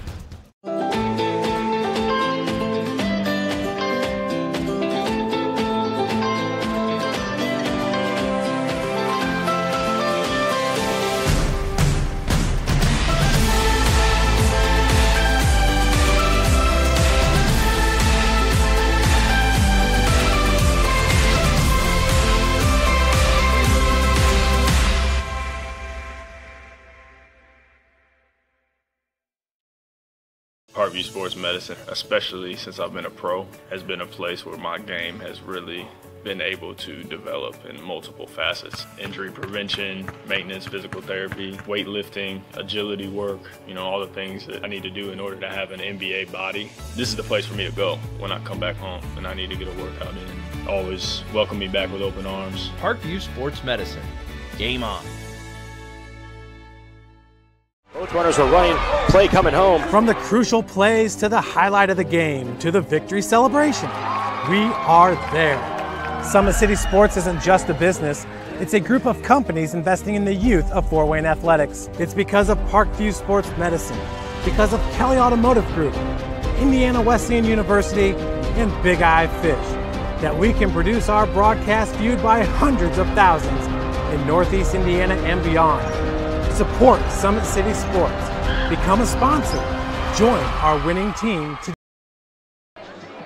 Well, holy moly, everybody. What a finish over there at Bishop Lures as the Knights win it 21-20 over the Carroll Chargers. Here at Homestead at halftime, it is 28-7 with the Spartans on top. We're going to go over some of the halftime statistics for you.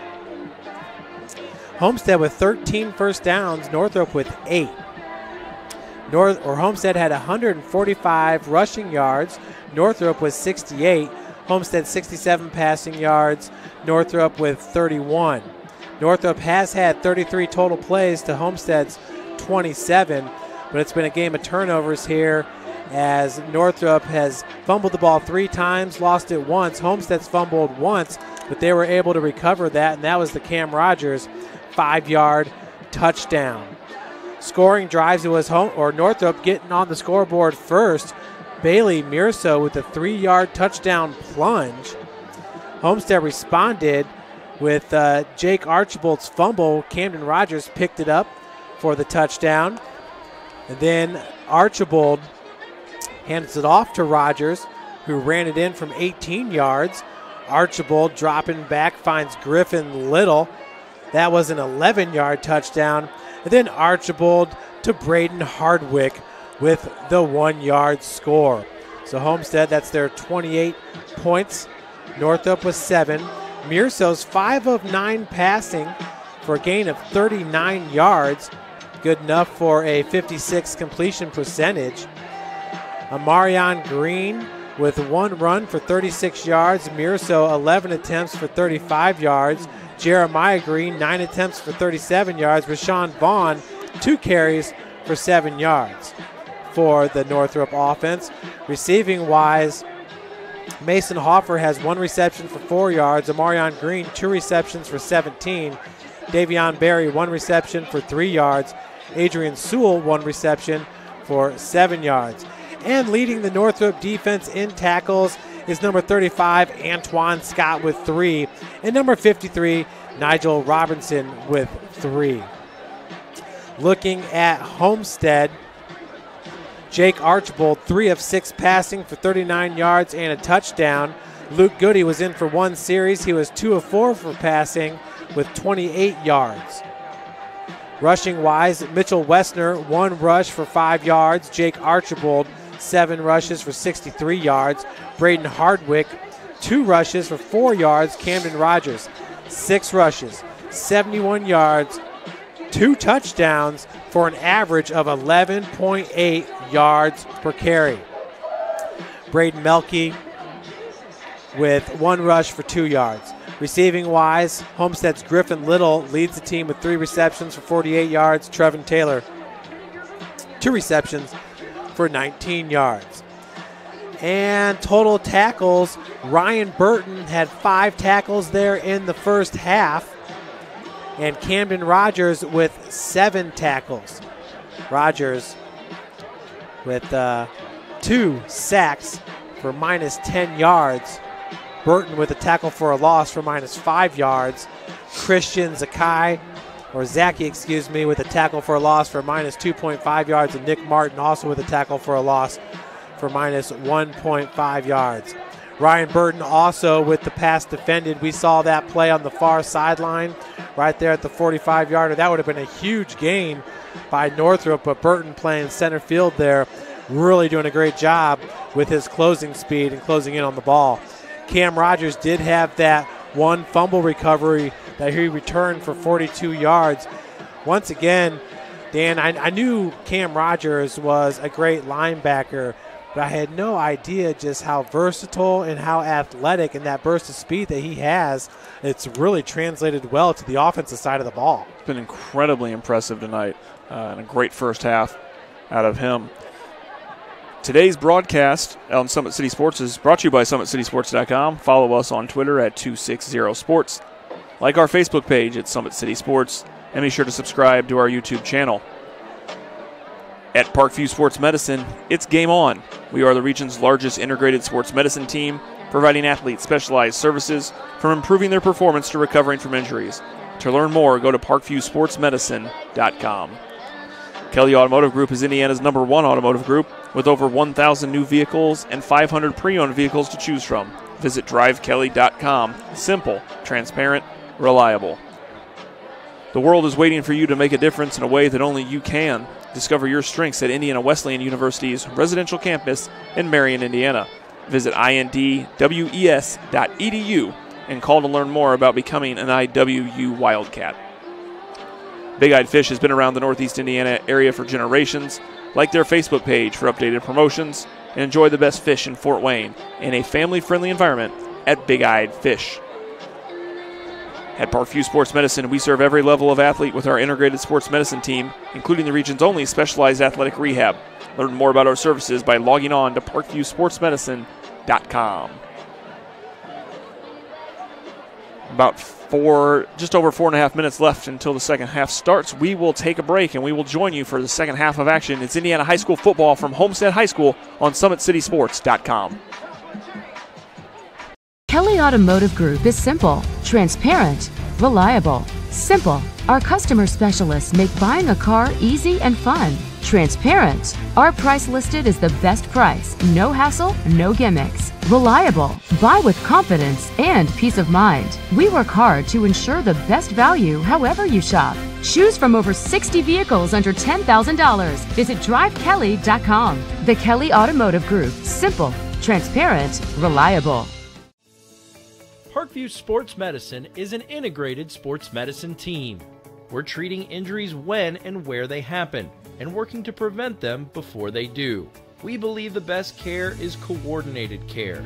helping ensure you get the individualized services you need every step of the way. Offering innovative treatment techniques to get you or the athlete you love back in play. Reaching higher, pushing further. Parkview Sports Medicine. Game on.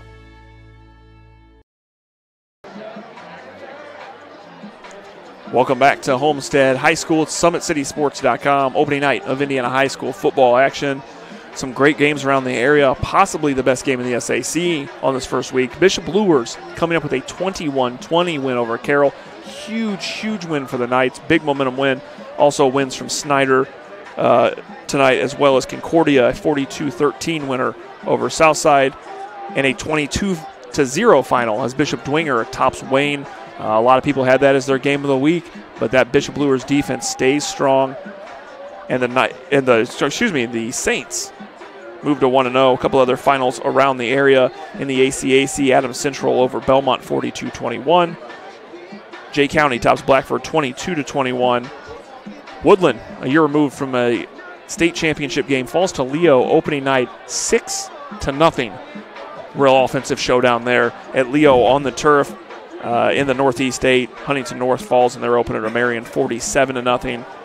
A couple other games still going on. East Noble leading Plymouth in the fourth quarter 16-6. New Haven currently trailing South Bend Riley 26-13. Angola leads DeKalb 31-20. And Norwell trailing Eastbrook 30-13. Those are some games around the area still going on. But, Jeff, that big win for Bishop Luers, that's a huge momentum game for them against a very tough Carroll team, young Carroll team, but still, a win over Carroll means a lot in the SAC right now. And, you got the stud running back with Jordan Presley. It really makes you wonder if Jordan Presley would have ever stayed at Homestead, what his final output would have been, because he had that fantastic sophomore year here. But definitely a threat is going to be Bishop Luers. You'd like to say in the SAC, but Luers traditionally has been a good team in the SAC, but really picks it up in the postseason. They got Norman Kanapke there at quarterback, so I feel like they're going to be a strong contender, but we talked about it. I mean, for Bishop Dwenger to hold Wayne scoreless, especially when you have a versatile athlete like Craig Young. We were watching a little bit of that game when we were in the rain delay, and Wayne just having a hard time getting Craig Young the ball. So, hopefully they can get that figured out, because he is so exciting to watch, whether it's on the basketball court or even on the track, running the 100 and the 200. But, Dan, just real quick, I'd like to give our fans just kind of an update on Summit City Sports. This year we were able to get 3 new great sponsors in Indiana Wesleyan, and now we got the Kelly Automotive Group on board, and we got Big Eye Fish back on board to join the sponsorship, the title sponsorship of Parkview Sports Medicine.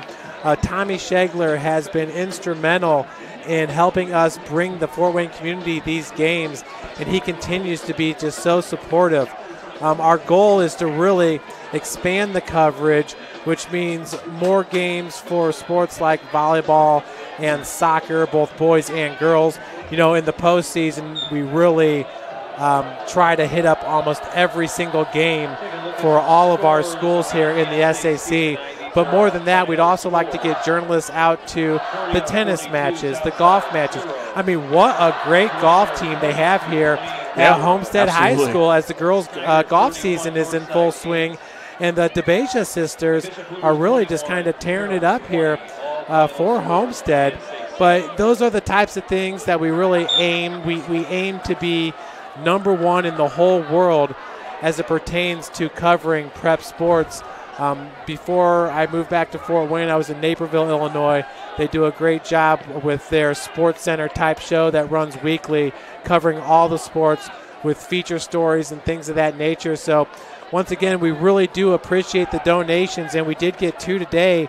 One from Sally Groves, a grandmother in Florida who just loves the fact that she can watch her grandkids and keep up with their athletics, and also Jeffrey and Amy Burton, who continue to be supporters of Summit City Sports.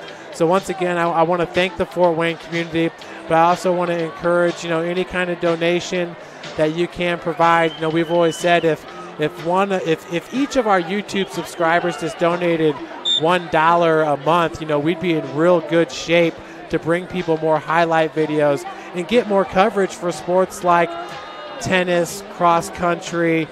Last year golf, Bishop Dwenger just honored their golfer that won the individual state champion, Logan Ryan last year. First time in 70 years? It's been a long time. That's an outstanding accomplishment, and a big shout out to Wayne TV and WFFT Local and all the news stations that went down there and was able to get some highlight videos for that young man. But that's something that we aim to do at Summit City Sports as well, Dan. So we're really hoping that we can, bring that to the community. Yeah, absolutely, and it's great to be part of the Summit City Sports team this season, and some of the talent you brought on, like the Hall of Famer Reggie Hayes, doing some original writing for Summit City Sports. So that's really exciting. Just under a minute here left in the halftime break. We're going to take one more quick break, and then we will be back with you for the second half of football. It's opening night in Indiana High School football from Homestead High School. This is SummitCitySports.com.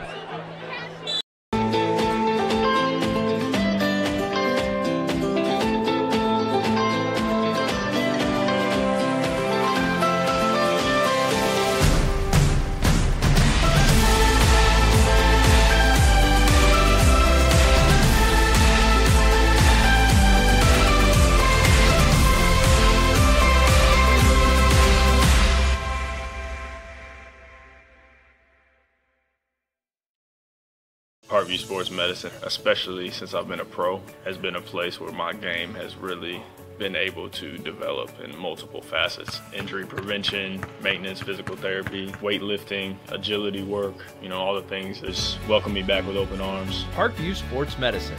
Game on. We're back live from Homestead High School, second half of action here on week 1 of the high school football season.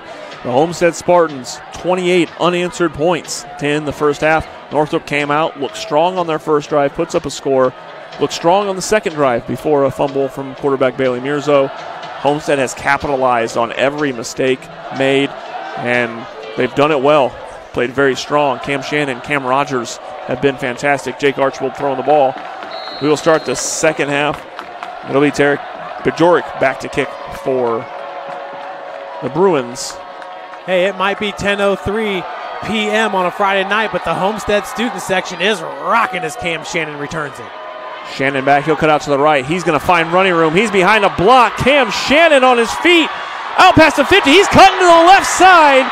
Cam Shannon, plenty of room to run, but will run into a tackle there. Big return. Cam Shannon looked fantastic running that ball back. Demarius Cowan makes the play. Take another look here as Cam Shannon, so patient on the return, lets his blockers get in front and set up the wall for him, then cutting back against the grain until he had wide open green in front of him. Looked like a nice block there, but good hustle play by number 34, Demarius Cowan, for Northrop, tracking him down. Luke Goody back in quarterback position for Homestead. He'll take the snap. He'll hand off. Bouncing off side. Big play there. And a big stop from number 29, Mason Thompson, the linebacker, junior linebacker, making a big play for Northrop as he takes down Keon Reeder, the senior, back now playing running back for Homestead. That's going to be a loss of 2 yards. It will bring up 2nd and 12 from the Northrop 35. Goody in the shotgun for the Spartans. He'll take the snap. He's going to look to go to the air. Finds it. Little pass across. That one's going to go to Reeder. He's going to gain about 6 yards on that play. Keon Reeder spent many games last year in the backfield for this Homestead team. Goody out there at quarterback, looking comfortable. This is just his second series of the game. Great coverage there by Northrop's Rashawn Vaughn. Goody really looked like he was going to try to find Trevin Taylor, and Vaughn had him locked up pretty well there. Still gaining some yards there to Reeder. Brings up 3rd down. Goody will hand it off now. Reeder's going to cut up, and he will pick up a 1st down. And a name we didn't say in the first half much, Keon Reeder, coming in, making some plays here. And Homestead right back in the driver's seat. They will pick up a 1st down inside the red zone. Good play there by the big D tackle, Rashad Moore, at 6 foot, 275. He is a senior D tackle for Northrop. 1st and 10 from the 20. 10:15 on the clock for the Spartans, looking to score their 5th unanswered touchdown in a row. Northrop looking to get a big stop here.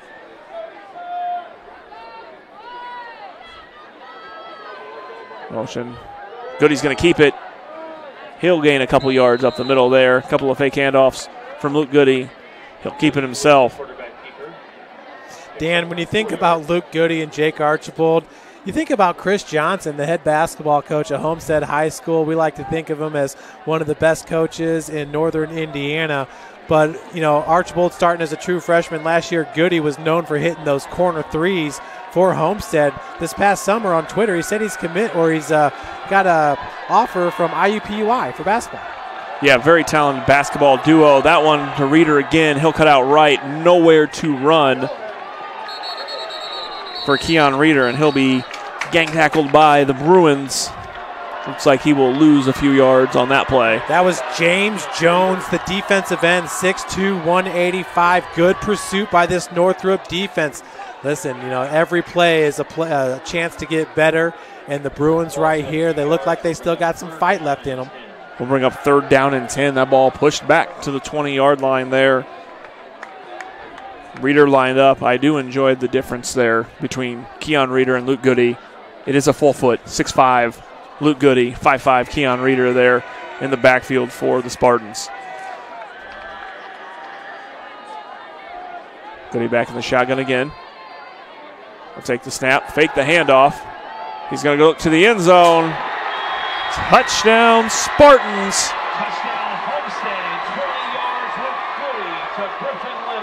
Griffin Lytle is the man in the end zone. 20-yard pass from Luke Goody. Homestead 34, Northrop 7. Great find from Luke Goody on that one.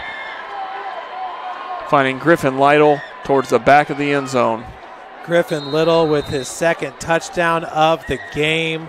All the publications, yourself included, said, watch out, this guy's an emerging star for Homestead, and he has shined today, Dan.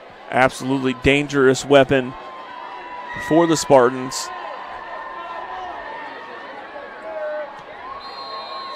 The extra point is good, and Homestead, 5 unanswered touchdowns. Let's take another look at this one. Dan, let's see, there we go. This is a 20-yard strike. We saw this in the first half in that first series that Goody came in. He can throw that ball on a rope, and Little, he's just good. Davion Berry there in pursuit and just overplayed it a little bit, missing his timing. And Little will score, and those weapons in the end zone, big weapons for Homestead. Griffin Little at 6'3", Trevin Taylor listed at 6'4", probably closer to 6'6". Big guys, big targets, and dangerous weapons, because if you double cover Taylor and try to work against his height, now you have Little, and we're seeing how he is really going to be a big part of this Homestead offense throughout the year. Of course, they have a tough schedule coming up. Do the Spartans. Their next 4 opponents are the 4 other winners that we had tonight. At Concordia next week, at Lures on August 31st, home against Dwenger, and then at Snyder. So kind of a gauntlet coming up for Homestead. So big for them to start this season on the right foot. Yeah, when Dwenger and Homestead match up, both of them have gone through a little bit of a gauntlet in this early season. It's deep. Not handled correctly, and he's going to run out of space, or is he going to cut over?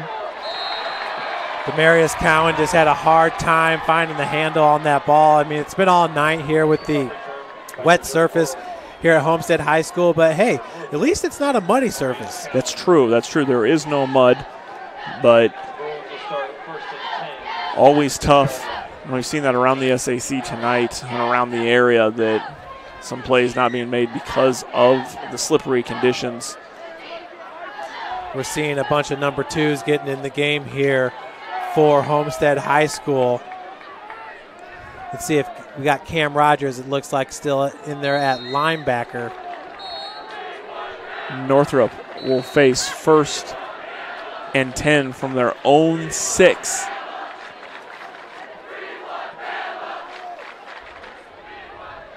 There's the handoff. Up the left side and drop down. Number 2, Amarion Green. A gain of about 4 yards for Green. With the tackle for Homestead. Looks like that was about 3 yards, 2nd down and 7 for the Bruins. I don't think it's 23, Kai Johnson. It's the right corner. Could be a 23. Luckily, they'll have different uniforms on next week. Hey, the uniforms do look sweet, though. They do look good. They do look good. Brings up a 2nd and 8.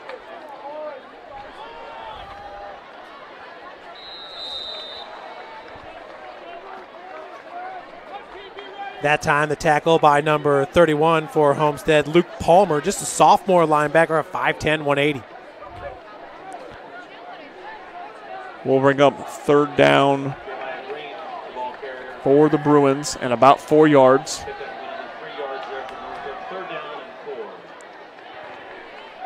7 minutes to play here in the 3rd quarter. 3rd and 4. It's Jeremiah Green in the backfield with Mirso. Spread formation. Mirzo's going to take the snap. He's going to roll out. He's going to keep it himself, and he's going to be brought down at about the 10-yard line. Cam Rogers in on the stop, of course, along with the big right defensive end. That is number 58, Austin Layton. 6'3", 210-pound DN. Brings up 4th and 5 from the 11 with 6:30 left to play here in the 3rd quarter. The Mirzo back to punt for Northrop. Shannon once again, this time standing at the Northrop 45-yard line, as that was blocked, partially tipped. The ball's going to be down there at about the 35-yard line. And here it is again. That field position, so critical. We're going to take a look here on that tip. Getting pressure right up the gut. Nobody from Northrop got a helmet on him. As that ball was downed at the 35-yard line. Bring up 1st and 10 for the Spartans.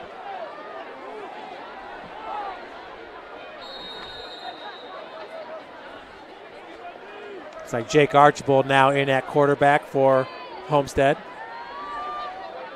Reeder in the backfield. There's the handoff. Nowhere to go for Reeder there. Brought down after a gain of about a yard. And for Northrop, that was number 51, Alex Swaterwaite, 5'10", 180-pound senior. He's been active in this game. And at this point, you like some big plays like that. You get a kid who gets a little energized and making a tackle, trying to bring some energy back to this Bruins sideline.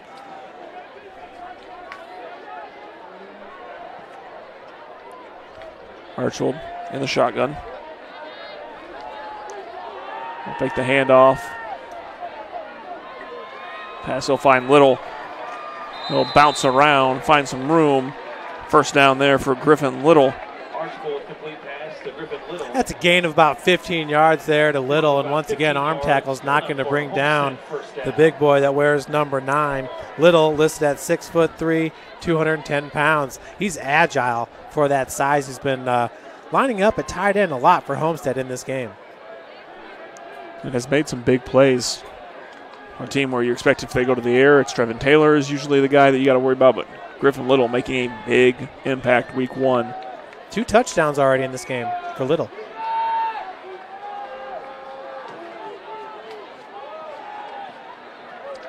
There's a handoff there to Reeder, going nowhere.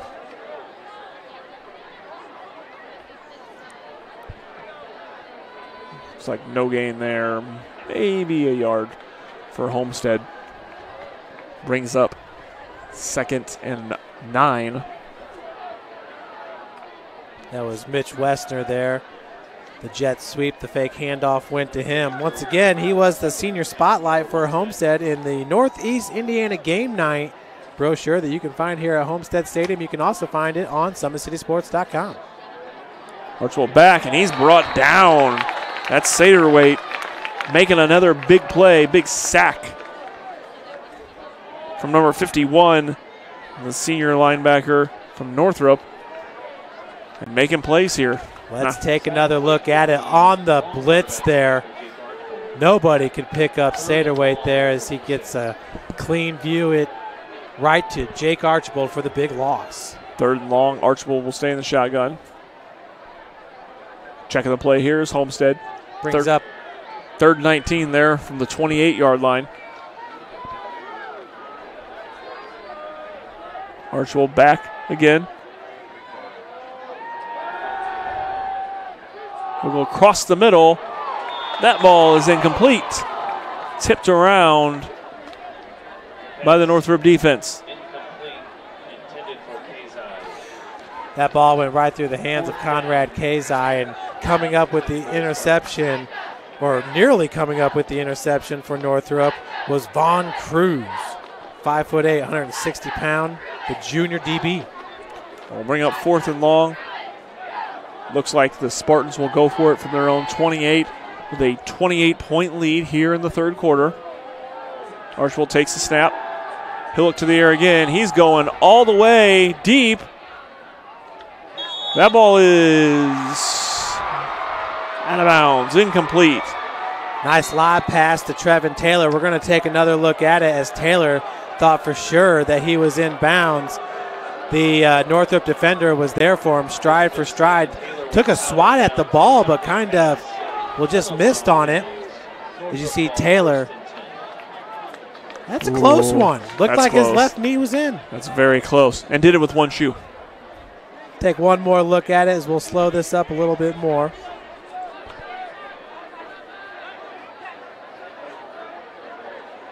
Yeah, shoe is off. Oh, that's just too close to call. That's a very close play. Very close play. The athleticism from Trevin Taylor on display. Absolutely.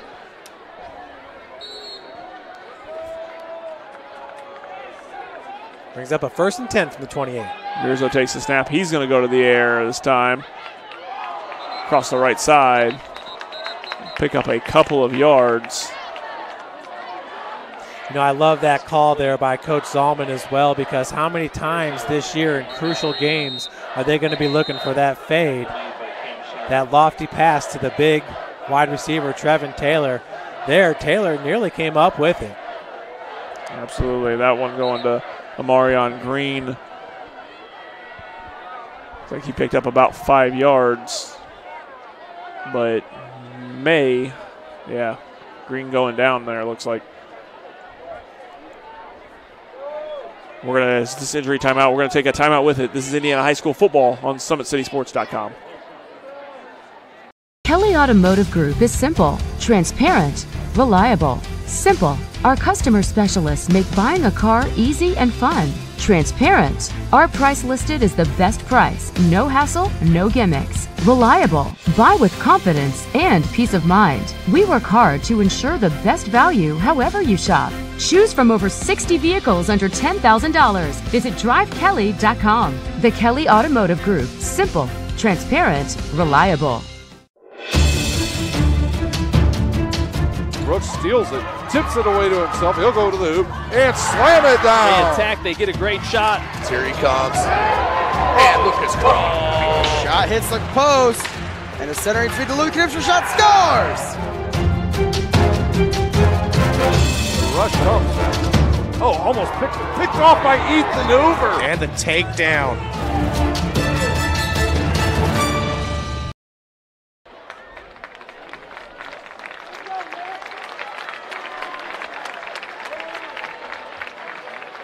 So Marion Green getting a round of applause here from the fans here at Homestead. These are the diehard fans, Dan, as we didn't get this game started until about 8:20, an hour and 20 minutes after the original kickoff. We're on the west side of Fort Wayne here, where we did have some lightning early on, and obviously with the lightning does come the delays. So we wish Marion Green the best here. This young man's got a bright future.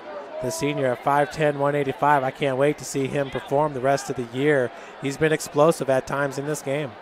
Absolutely, and a big athlete for the Bruins that is going to put on, like you said, a lot of good performances here. As we get a lot of a little injury timeout here, getting ready to go. Another score of interest in the area. Possible interest in the area. Southern Wells 42, Fremont 0. That is a final. That is interesting. Reggie Hayes loves it. He's a Southern Wells guy. If he's listening, then he knows now. Well, 2nd and 5 from the 33 with 3:06 left to play here in the third. That's Mirso out of the shotgun. Quarterback keeper, nice spin move. Good spin move, but just too strong of a defensive move from Homestead and nowhere for Mirzo to go. He's had a lot of times like that tonight where he's made really, really nice moves and just ran out of space to run. And once again, that's Camden Rogers coming up with the tackle. You know, I think I said in the first quarter I wouldn't be surprised if Rogers ended up with 14 tackles in this game. Well, he had 7 in the first half, and it looks like he's well on his way to doing that. I mean, right now, Dan, I've got the Parkview Sports Medicine player of the game being Camden Rogers, but there's still a lot of ball game to play. Absolutely, a lot of time left. He's looked phenomenal. Mirzo will stay out of the shotgun. Looking over across the middle, off to the left side of Davion Berry. That ball is incomplete. Bouncing off Berry's chest there. And that will bring up 4th down and 5. Here with 2:17 remaining in the third. And Mirzo will drop back to punt for the Bruins. Once again, it's going to be Shannon back deep to return this punt. This time, well, at least he's standing in his own territory. Northrop's got to be happy about that, standing at his own 35-yard line. But they don't have to be happy that he's the one back there. Mirzo has done a really good job of trying to punt that ball away from him all night and make him work for it. That snaps low off the ground. Mirzo's going to have to pick it up and run. And he's going to be knocked out of bounds at about the 27-yard line. Low snap on a punt. Not the first time the Bruins have seen that one tonight. No, and the other one was a little bit more costly as Homestead was able to recover it on the 1-yard line. That led to the Braden Hardwick. He's just a sophomore running back, by the way. 1-yard plunge for a touchdown. This time Homestead once again in great field position with 1st and 10 at the 25-yard line. 2 minutes and 10 seconds left here in the third. Spartans have had great field position all night. Archbold will stay at the quarterback position. Homestead's been bouncing back between Archbold and Goody. In motion. That one's fumble off the hands of Archbold. That looks like that's Northrop's ball right there. And first official in, signaling Homestead. And I think I was wrong on that one. Just a weird play there. It looks like he was somewhere between receiving the snap, was a little bit high, and trying to hand it off, and it just kind of what a weird squeezed play right out of his hands. Went right through Archbold's hand, bounced off the running back, and then it went through 2 of the defensive linemen's hands for Northrop and was recovered by an offensive lineman. Slippery sucker. Let's try it again. Archbold rolling out to his left. He's looking off to the left side. That one's going to be complete. Boy, that was a picture-perfect play there, Archibald to Griffin Little. We got to take another look because with that athleticism, you can expect Archibald to be able to throw on the run like this. He's throwing lasers out there on the field. Great timing. Hits Little in stride for the 1st down. Griffin Little, just a huge night. Archibald, a little pitch there. Up the right side. Beautiful run there by Keon Reeder. That was a big hit at the end of that play. I believe that was number 24 for Northrop. We're going to take another look. Number 24 is Vaughn Cruz. We've mentioned him a few times in the second half. We'll bring up second down. 4 to go. Ball on the 6-yard line. Closing minute of the third quarter. I believe that was Rashawn Vaughn, number 22, with the hit. Archbold to the end zone. That one incomplete. Pass was intended for Trevin Taylor, and that was a bullet. Flag on the play. And they're going to call a personal foul against Northrop. Roughing the passer.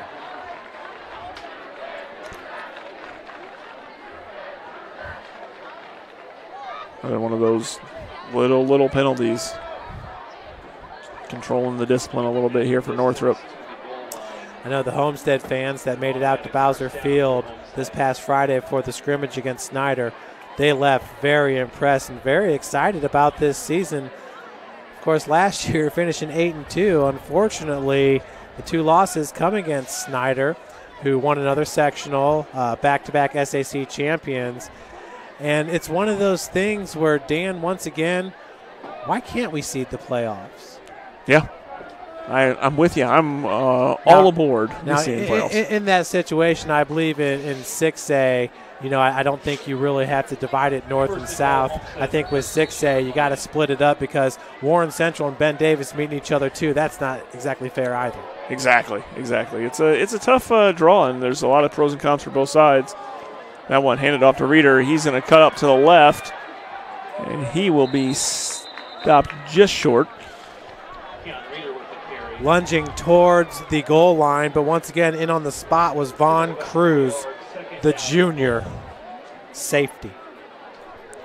Now we'll bring up second and goal from the 2. Clock ticking away. It looks like we're going to run out of time here in the third quarter. After 3 complete, Homestead 35, Northrop 7. This is Indiana High School football on SummitCitySports.com. Runners are running, play coming home. From the crucial plays to the highlight of the game to the victory celebration, we are there. Summit City Sports isn't just a business. It's a group of companies investing in the youth of Fort Wayne athletics. It's because of Parkview Sports Medicine, because of Kelly Automotive Group, Indiana Wesleyan University, and Big Eye Fish, that we can produce our broadcast viewed by hundreds of thousands in Northeast Indiana and beyond. Support Summit City Sports. Become a sponsor. Join our winning team today. Welcome back to SummitCitySports.com here at Homestead High School. Today's broadcast is brought to you by SummitCitySports.com. Follow us on Twitter at 260sports. Like our Facebook page at Summit City Sports, and be sure to subscribe to our YouTube channel. At Parkview Sports Medicine, it's game on. We are the region's largest integrated sports medicine team, providing athletes specialized services from improving their performance to recovering from injuries. To learn more, go to parkviewsportsmedicine.com.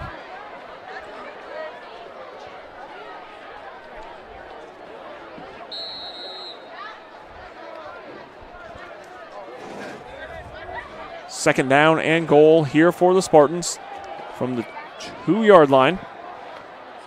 Start of the fourth quarter. Jake Archbold still in at quarterback for Homestead. Keon Reeder in the backfield with him. Reeder will get the handoff.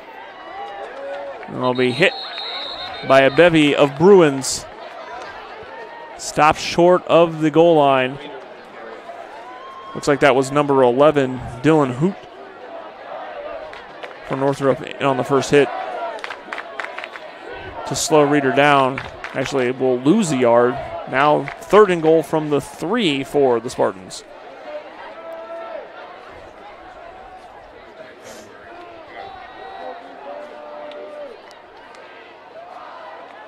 Archibald checking the play from the sideline here. Play clock running down to 7. Archibald checks. He'll take the snap. He'll look to the end zone. That ball is incomplete. Great defensive play by number 14 for the Bruins, Darius Maxwell. Maxwell, listed at 5'4", 125 pounds, has a huge, huge heart. Great play there to break that up. There again, you see the Spartans looking for that little play out into the corner, going to one of their big receivers. Maxwell's going to leave the game, but wow, what a great play by that young man, number 14, Darius Maxwell. It'll be Joe Dugan here, the sophomore kicker for the Spartans, in for the field goal attempt. That kick is good. Field goal from Dugan from about 19 yards. Joe Dugan puts the Spartans up 38-7. And 38 of those Homestead points are unanswered points. And a huge momentum shift early. Bailey Mirzo with the fumble from Northrop. Homestead brings the ball down off the turnover and scores, and haven't looked back since. Well, Dan, if I can steal a line from Dennis Green, they are who we thought they were. You know, when we came out with the Reggie Hayes article, and once again, so blessed to have Reggie still writing stories for the Fort Wayne community. Once again, heartbroken is kind of what comes to mind a week ago when I saw your tweet and, was able to text Reggie. But we put Homestead up there because that's who Reggie wanted to highlight. He felt like Homestead deserved it, and this could be a breakout year for these Spartans. But after week one, you look at that Dwenger defense and what they can do on offense as well, that big offensive line with Joe Tittman, who's heading to Wisconsin to play Big Ten ball. I mean, he's not the only person in the SAC. Craig Young's also going to be playing Big Ten football at Ohio State. But I think this is going to be a very intriguing football season because you can never count out Snyder. When they come out at Spooler Stadium with the all black on and those yellow numbers, there's just something majestic about it. That ball out of the back of the end zone. Touchback on the kickoff. We'll give Northrop some room to breathe here. They'll bring the ball out to the 20. Trying to come with some momentum. Of course, Northrop has a schedule coming up that it's not easy. I mean, there's no easy nights in the SAC. Let's face the facts. Even those teams who are on the bottom end of the SAC, Southside had a tough night tonight. That's who Northrop will face off with next week at Spooler Stadium in a home game. But you want some momentum here if you're Northrop. After the Southside, you have at Wayne, you're hosting Carroll, you're at Concordia. It's a tough gauntlet in the SAC, so you want some momentum here. This Northrop team is very close. They've got good skill position players. Mirzo back. He's going to put that ball in the air. Oh! Just in and out of the hands of number 7, Davion Berry. Great throw from Mirzo. Berry was reading it the whole way. We've seen that a few times here with this offense. Mirzo can certainly throw the deep ball. Once this team starts clicking, watch out. And it's like you said, the run coming up for them with Southside, and they got Wayne and Concordia. I think they can rattle off a couple wins. They absolutely can. And, I talked to Coach Jason Dorfler in the preseason at High School Football Media Day, and he emphasized so many times, this team even last year, they're just so close. They just need to break through, and they need that win to help them break through and help their confidence. Mirzo's back again. He's going to throw that one over the top. Couple-yard gain there from Jeremiah Green. Over the top from Mirzo. Looks like he will get the first down. Little screen pass from Mirzo. I like the call there. Get the ball in your guys' hands, give them a way of getting something going, but you got to get a helmet on that defensive line there in the backfield, because if he's not there, Jeremiah Green's going to pick up a burst of speed, and I think he can break a few tackles. No first down there. Ball spotted at the 28-yard line. It is 3rd and 2 for the Bruins. 10:40 remaining in the game. Mirzo takes the snap. He'll keep it himself. He'll get the first down. And then some. But a whistle Coach Jason Dorfler is unhappy about. That was a phenomenal read there by number 3, Bailey Mirso. He's a lot of fun to watch, Dan. Mirso listed at 5'11", 170. He is a senior. Once again, last year taking over for Gavin Shanley. Shanley now is at the Ohio Dominican University, where he plays football and baseball.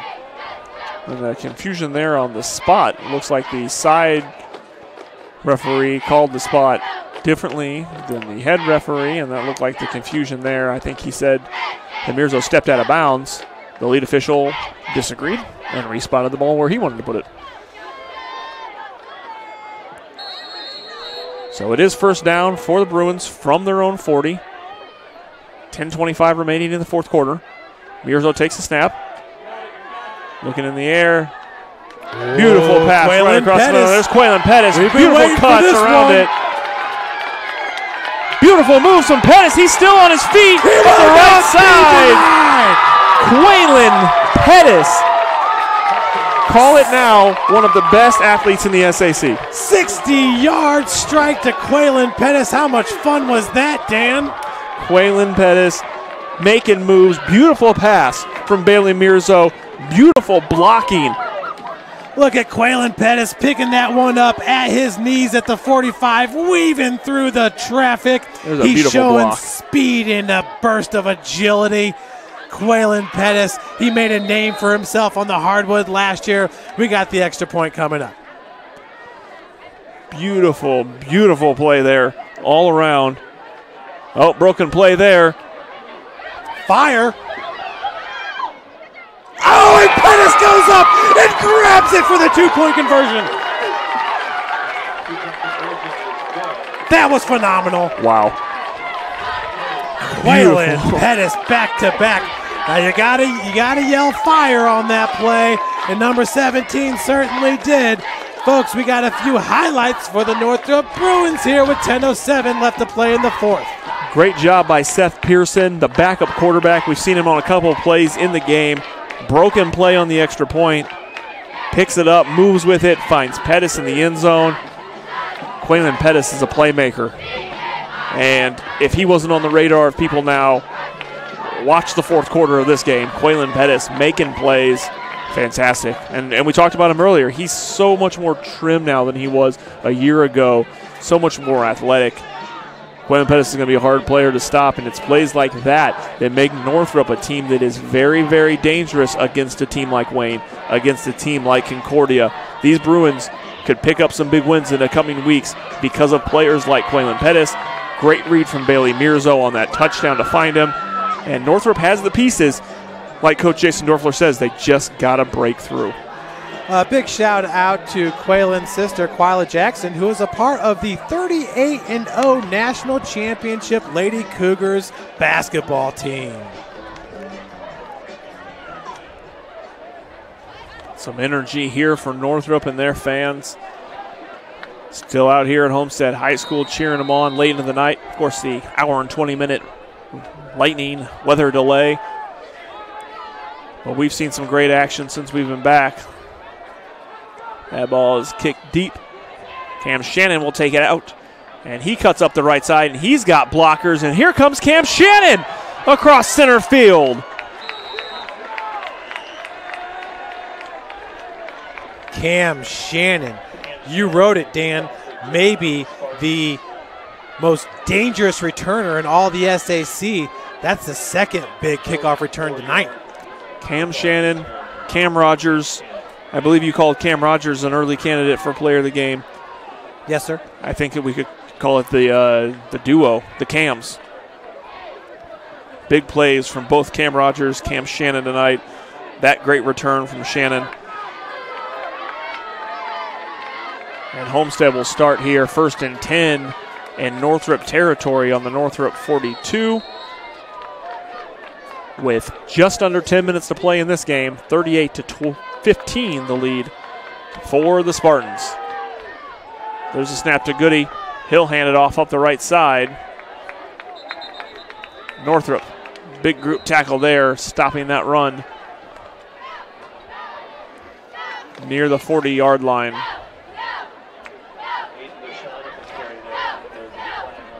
Aiden Vachon, senior, takes the carry.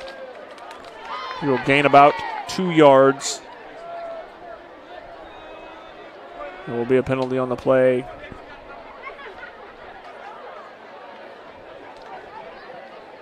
It looks like it will be a face mask, possibly face mask against the Bruins. We'll move that ball up to the 35-yard line. I don't know, Dan, is there any argument so far, though, with Camden Rogers for the player of the game? I mean, obviously, Griffin Little has burst on the scene as well. Man. Well, I mean, how about Jake Archbold? Archbold just fantastic. Amazing moves. There's Luke Goody. That pass incomplete. Goody just throwing a bullet there to Mitchell Wessner. And certainly, early on, and you corrected me, and I appreciate you for doing that, it's not a controversy. It's a cliche thing to say. This is quite a pleasure for this Homestead High School team that just continues to produce quarterback after quarterback after quarterback. And it's amazing, as you rattled them off earlier, you kind of forget that they replace every great quarterback with another great quarterback. Zach Terrell, Drew Kazai, Jaya Wright, and what a nice move there. Was that Trevin Taylor? Believe so. Yes, sir. Number 89. Nice find from Luke Goody there. Great quarterbacks. And the fun thing about these two quarterbacks is you get to watch these guys. As soon as football's over, they're going to be on a basketball court making Homestead a contender for the SAC championship in basketball as well. Well, I like what you had to say at the break. Chris Johnson could coach up those Gatorade jugs for the SAC championship. He absolutely could, but he doesn't need to. He has talent. Yes, he does. Goody with a handoff there.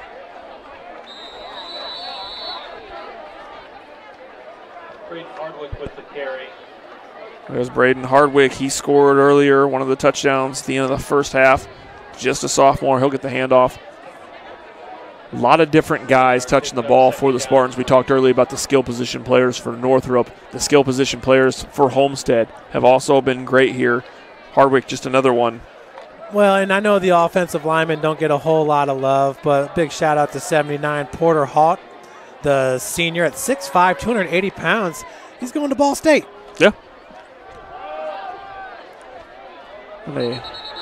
Not a bad one, and that play's going to be blown dead there. Yeah, that was number 26.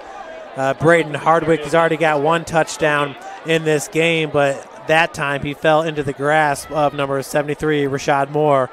And Rashad Moore's had a pretty good game. Yeah, he really has, and he's a name that we've talked about in the preseason as being a big part of this Northrop defense and a very much improved defense. And they're not going to get enough credit because of the points that Homestead has been able to put on the scoreboard tonight, but this Northrop defense is very improved from last year.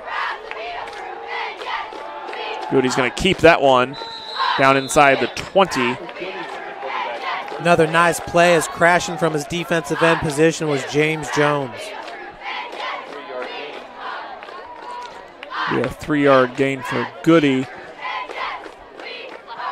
Will be a first down for the Spartans as they move just inside the 20-yard line. 1st and 10 from the 19. 7:55 remaining here in the fourth quarter. Spartans leading 38-15. Scored 38 unanswered points before Quaylen Pettis made a big play on the last drive from Northrop to put them on the scoreboard for the first time since their first drive of the game. Goody's going to make a pass there. Some good yardage there. Goody knocked down the backfield, but we'll be all right. Dan, you'll get to see this Homestead team again next week at Zollner Stadium when you cover the Concordia versus Homestead. That's going to be a very intriguing matchup. Of course, Concordia taking the 7-on-7 shootout this past summer and a big, big victory over Southside to open the season. Yeah, winning the shootout, putting up 42 points tonight. And one of the most experienced quarterbacks in the area, and Jake Bird, going to be a very good offensive show next week. Goody's going to look to the end zone. That one is caught for a touchdown. I believe that was Trevin Taylor.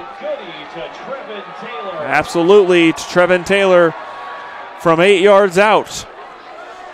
Goody to Taylor. Big play there. And they're going to look for Taylor a lot of times in the end zone this year. We've seen him targeted a lot of times tonight, back in those corners. You got a guy who's 6'4" that can just go up and get something you throw to him. And that's always very, very valuable. Homestead jumping up now 44-15. 7 minutes, 11 seconds remaining here in the fourth quarter. Another extra point attempt on the way here from Joe Dugan.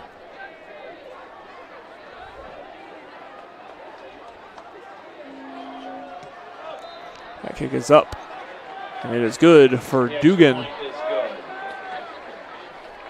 Joe Dugan, perfect on his extra points tonight. 6 for 6, added a 19-yard field goal. And so a good outing for Dugan, just the sophomore, 6'4", 200 pounds. Let's take another look at it, Dan. Goody out of the shotgun. That's Taylor on the top of your screen. That's a timing play right there. Taylor holds on to it. He had defenders in front and behind, but Taylor's a big man, making big plays. Absolutely. A lot of young talent on this Homestead team, obviously, there with Joe Dugan kicking the ball, as we mentioned earlier, also listed as a defensive lineman. You don't see often for your kickers to double up on the defensive line. But Joe Dugan, another one of those big kids, 6'4", 200 pounds. Homestead might start rivaling Bishop Dwenger soon for having the just biggest kids. Though those Dwenger kids are always they're just big in a different way. They're just big. Well, I'll tell you what, when you got a big-time offensive line coach like Jason Fabini, who spent a career in the NFL playing for the Jets and the Redskins and the Cowboys, Fabini expects a lot out of his offensive lineman and usually gets what he expects. Yeah, he's got a little experience. It's true. Another good chance and a good return here for Northrop, but he's going to be stacked up.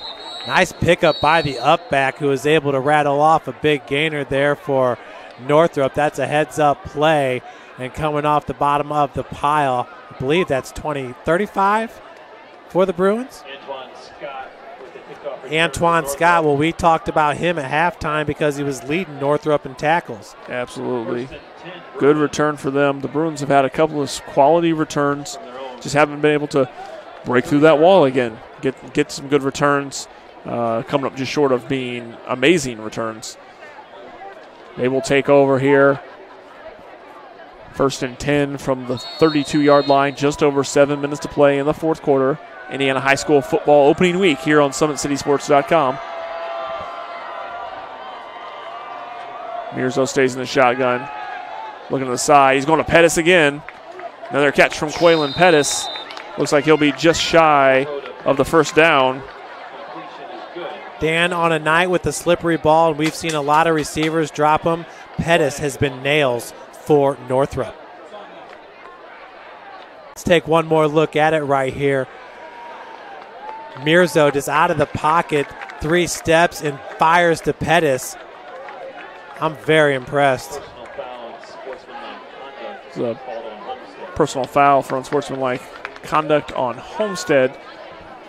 Tackle there made by Sean Fuchs, 5'7", 125-pound junior. That's a big play for him to help take down Quaylen Pettis. And Dan, during the basketball season last year, you could see the confidence in Pettis grow each game to where he almost became a leader on that team as a sophomore. Absolutely. A great leader on the hardwood. Saw that more this summer. Got a chance to see him a couple times just recently at the Grassroots Challenge over at St. Francis, and has become a really strong leader physically, mentally, verbally. As Mirzo's going to keep this one, he's going to pick up a few yards. Another spin there by Mirzo, but brought down after about 6 yards. That's about an 8-yard gain there by Mirzo, and it wasn't easy. Split defenders as he cut back against the grain. Nice spin move for an extra 2 more yards. He's athletic. Absolutely. Very, very athletic, very talented. These Homestead defenders are just quick to get to the ball. They find the ball well, and Mirzo has made some great plays And Homestead's been there right there every time just because they're so quick at finding that ball, figuring out where to be, and being in the right spot at the right time. Of course, Homestead's head coach Chad Zalman was a standout middle linebacker at Taylor University in Upland, Indiana. Mirzo looking. He's going deep. He's going to Pettis. That's going to be a PI right there. Absolutely. Pettis has such great control out there. His body control has been impressive. And a great job by Quaylen Pettis because the two of them were going back and forth. It was Sean Fuchs again, and they were going back and forth a little bit, but Pettis does a great job of not getting an offensive pass interference call. No, without the PI, Pettis would have found a way to come up with that ball, so not the worst play. And the confidence, as you can tell already, for Bailey Mirzo and Quaylen Pettis after he made that touchdown and made that play. Mirzo has made him a target more so than he's been in the rest of this game. Nice. Big move. Jeremiah Green getting some good yardage there. Yeah, and that was nearly a touchdown right there for Green. What a great touchdown-saving tackle there by the Homestead defender. We'll take one more look at it here. It looks like the cornerback right there for Homestead. See as he gets off the bottom of that pile.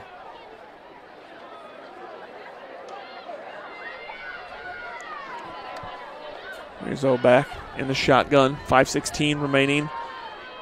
Second down and 1. Oh, in and out of the hands of Amarion Green. Stop short there. It'll bring up 3rd and 1. You know, after that 60-yard touchdown run by Quaylen Pettis, the catch and run, you'd like to see that guy in space. What he can do in space, making defenders miss. That was fun to watch. Mirzo, he's going to push in for the extra yard himself. One of the few times we've seen him not in the shotgun formation. Of course, Mirzo got the scoring started in this game. Northrop, on their very first drive of the game, ate up the clock, and it ended up with Mirzo a 3-yard plunge into the end zone. Northrop held the advantage 7-0. 1st and goal here for the Bruins from the 9-yard line. 4:40 remaining in the game. Northrop looking at a 30-point deficit, but looking to make some plays here. Good move, good spin there from number 5, Jeremiah Green. But nowhere to run as Homestead clogs up the middle. He'll gain a couple yards. No gain on the play. Or not. No gain on the play officially for Green. Got to tell you, I think Pettis just might make the Summit City Sports top 10 players of the week with his performance here just in the second half. Yeah, the touchdown, the 2-point conversion, a couple of the best plays we've seen today have come from Quaylen Pettis here. Here's Mirzo looking at 2nd and goal from the 9. He'll pitch it out to Green. Green up the left side. He's got room. Did he hit the pylon? Boy, that's as close as it gets. Couple of close plays for touchdowns here in the second half of play. Of course, Trevin Taylor had a close one on a reception a little bit ago. Here on the replay, we're going to see Green right there. Man, that was really, really close to being a touchdown. 3rd and goal from the 1. It's Mirzo. He'll push it up. That one's in. Touchdown on the quarterback keeper from Bailey Mirzo with 3:11 to play, and Northrop putting up their 3rd score of the game. The keeper from Bailey Mirzo moving that ball into scoring position there was Jeremiah Green. Stopped at the 1-yard line. Mirzo pushes it in. That's Mirzo's 2nd touchdown of the game. 2nd rushing touchdown.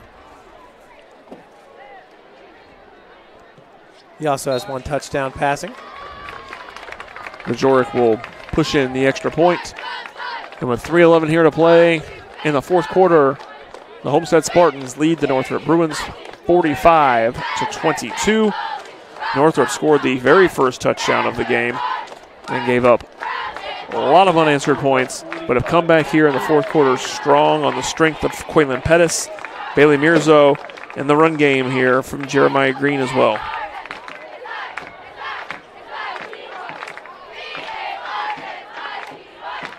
Great first week here for Homestead. We knew they were going to have a strong year. A lot of guys getting involved, as Jeff and I have talked about throughout the game.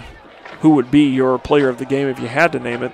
And there's a lot of options here for Homestead. Cam Rogers has played fantastic on both sides of the ball. Cam Shannon as well has been fantastic. Jake Archibald looking good at quarterback, running the ball, throwing the ball. We've seen a great night as well from Trevin Taylor. We expected that one, I think, as much. So not as much of a surprise from Taylor and how he's performed. And, of course, Griffin Little having a breakthrough night as a junior as well. I'm sure the Homestead coaches love the fact that they were able to get both quarterbacks in and have success for both quarterbacks as well in this game. As I think Goody's got 2 touchdown passes. Archibald certainly looked fantastic there in the first half when he was really getting his wheels turning. It's going to be an interesting race here in the SAC.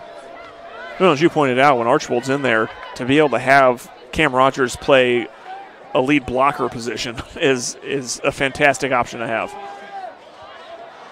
There's another big-time return for Homestead out past the 30-yard line.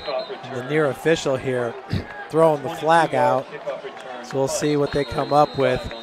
But, yeah, dangerous combination there. I didn't cover a whole lot of Homestead games last year. I don't remember how often Camden Rogers was used in the backfield, but having him line up next to Archibald, number one, as a blocker, an extra blocker there when Archibald's looking downfield for Little, for Conrad Kazai, for guys like Trevin Taylor, and then on the read options or being able to have Rogers out in front blocking for him.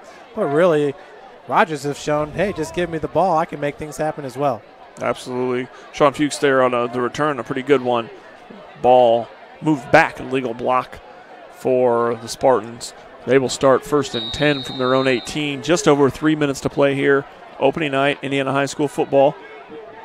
There's the handoff. Around the end. Fumble! Picked up by Homestead. I don't know. Maybe not. It's close. It looks like they're signaling Northrop is going to pick that one up. Northrop will recover the Sam Scavo fumble. The junior. Nice hit from behind for Northrop. We'll watch that one more time to see if we can get a number on that recovery.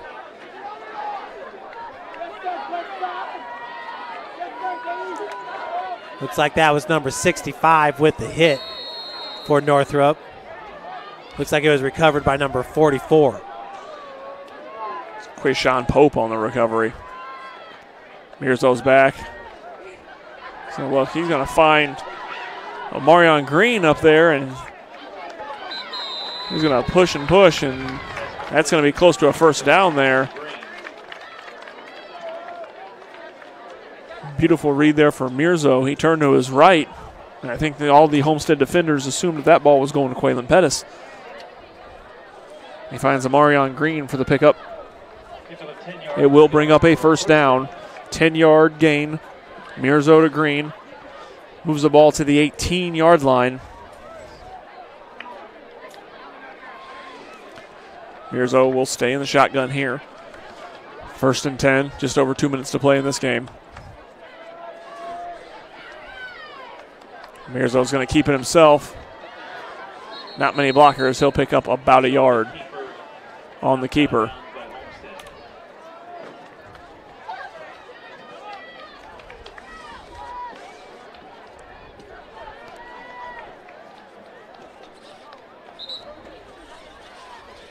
Two minutes to play here in the fourth quarter. Homestead leading this game 45-22. We're able to score 35 unanswered points after Northrop scored the first touchdown of the game. Mirzo in the shotgun, as he has been for the majority of the game. He'll take the snap. Pitch it back to Green. Wow, he's got room on the left side. Beautiful play. Amarion Green with the touchdown. The pitch from Mirzo to Amarion Green for the score. Boy, Amarion Green had a lot of green in front of him. Beautiful play call there by Coach Dorfler, as there's no giving up here in this Northrop team. It's 45-28 now, but they've got a lot of positive things to build off of. Absolutely. We talked about that. Oh, another broken play there. Pearson's going to come up, and he's going to be hit. So no extra point there. That one failed.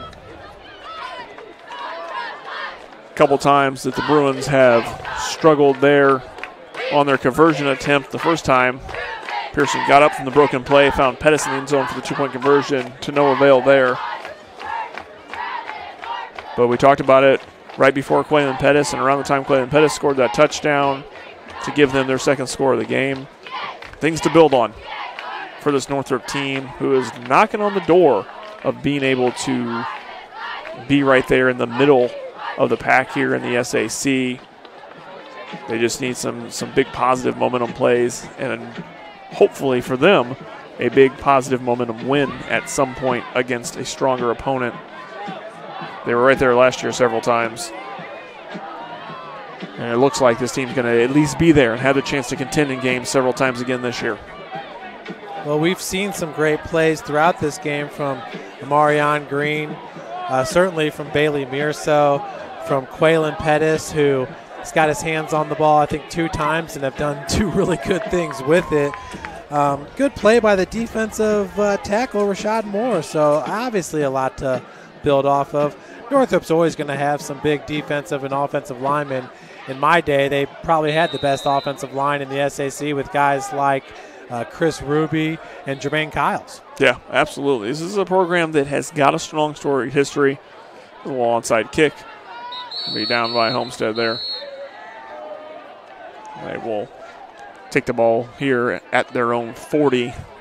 Minute 28 remaining here. Opening week of SAC action.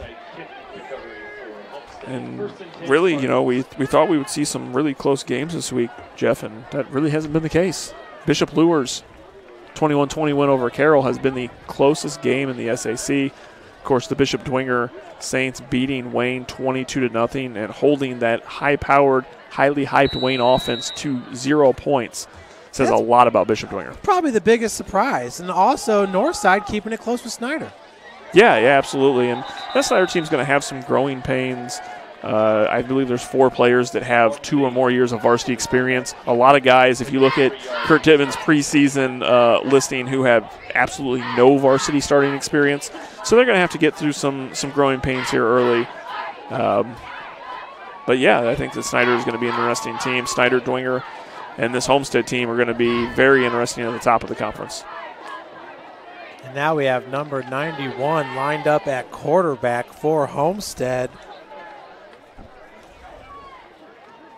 Well, I don't know if they just switched some jerseys or what. Don't have a 91 on the roster. Makes it difficult. But yeah, Dan, I couldn't agree more. Homestead and Dwenger right now looks like they're 1 notch above Snyder in the SAC as far as where their teams are at this point in the season. The one thing that we do know about Snyder is out there at Spooler Stadium with the all-black uniforms on, man, Snyder has proved it year in, year out, and to be the best, you got to beat the best. And until Snyder falls, really, it's theirs to lose here for the 3rd straight Summit Athletic Conference title. But if you're a Homestead fan, oh, you got a big smile on your face right now because you have a lot of weapons that are seasoned as well. You know, Camden Rogers last year was a starter as a sophomore. Jake Archbold got playing time as a freshman and started both ways last year as a sophomore. You got Ryan Burton, the safety, who made plays all over the field from his defensive back position and from kickoff. And nobody even really knew who Griffin Little was, and he might have been one of the biggest players for Homestead from the wide receiver / tight end position. So Chad Zalman's going to walk away with this one feeling good, but you know what? You wake up and you put this game behind you, because up next for Homestead, it's back to work as they're at Concordia. And I think it was, 2 years ago where Homestead needed a last-second field goal? Or was it a last-second maybe field goal miss? They hit the crossbar for Concordia. So, once again, I'm really excited about this year in the SAC. And, it's really looking like that matchup with Homestead and Bishop Dwenger on September the 7th could be a deciding factor in the SAC. But once again, Snyder's the champs. And until somebody proves differently, we'll see. Yeah, absolutely. It's to be the man, you got to beat the man. But this Homestead team looked very strong tonight. I was trying to think of a term when it came to Luke Goody and Jake Archibald to use instead of calling it a controversy. But after seeing the wealth of options that Homestead has in all areas, we're gonna go ahead and call this an embarrassment of riches. That's that's what Chad Zolman has going on here. A lot of very talented options in the end zone, running the ball, on defense, your dual quarterbacks. There's a lot of talent on this Homestead team, and they're hungry to have a chance to win an SAC title. When they came into the conference and they came in with Carroll 4 years ago, everybody thought that you're going to add in these two teams, they're going to compete immediately for a title, and they've been right there. Obviously 8-2 last year, 2 losses to Snyder, and this team looks as good as they have in the last 4 years since they've been in the Summit Athletic Conference. So can we agree the Parkview Sports Medicine player of the game goes to? Dan? Cam Rogers. Cam Rogers it is. Folks, thanks so much for joining us. Homestead taking it here, opening week 45-28 over Northrop. Northrop came out, scored on their first drive. They've definitely got pieces to build off of because Quaylen Pettis provided maybe the most exciting 2 plays of the night. Camden Rogers' fumble recovery was awesome, and Cam Shannon had 2 really beautiful kickoff returns. But overall, this was a fun game, and I'm glad that we waited out the hour and 20-minute rain delay because it was worth every minute that we had to wait. Folks, thanks again for joining us. Dan Vance gave you the play-by-play, and he's going to be covering Homestead Concordia next week. My name is Jeff Mahoney. We had Ian Johnson on camera. Thanks so much for joining us. Once again, this is SummitCitySports.com, serving the Fort Wayne community. Have a great night, and we'll see you next Friday here on the Gridiron. The first time I've been able to do this kind of more complete understanding or view of your body. One of the things that's really important about this is that it's kind of legitimizing us as athletes. Parkview Sports Medicine. Game on. It's the comets. Comets falling from the sky. Comets falling from the sky. Comets falling from the sky. Comets falling from the sky. Comets falling from the sky. Comets falling from the sky. Comets falling from the sky. Comets falling from the sky. Blood flow restriction training is a new treatment technique we're using at Parkview Sports Medicine that helps us stay on the cutting edge. This type of training is not only new to Parkview Sports Medicine, but in physical therapy as a whole. And it's really gaining popularity because it solves one of the fundamental problems that we see in therapy. We have a lot of patients who we can't put a lot of stress through their injured tissue, but we still want them to get stronger and still want them to gain muscle size. Blood flow restriction training uses a specialized piece of equipment, a blood flow restriction cuff that fits around the upper portion of an arm or a leg. Doing that, then it partially restricts, but not totally occludes the blood flow going to the limb. I thought it was gonna hurt, and it does kind of feel weird, but doesn't hurt or anything. I just didn't really know what to expect. Well, you put it on and then you have to lay down and let it calibrate, and it gets tighter and tighter and tighter. And then after that, get in your position to do your workout, and then press the inflate button and it'll squeeze your leg or your arm. What the research is telling us about training with blood flow restriction is that The buildup of the lactic acid and the metabolic stress that we're putting on these tissues helps you gain strength and muscle size, similar to that of training at high intensity. Compared to like a normal workout, the burn comes like within the third rep, and then the 30-second break in between, there's no like recovery. I can see the difference and feel the difference.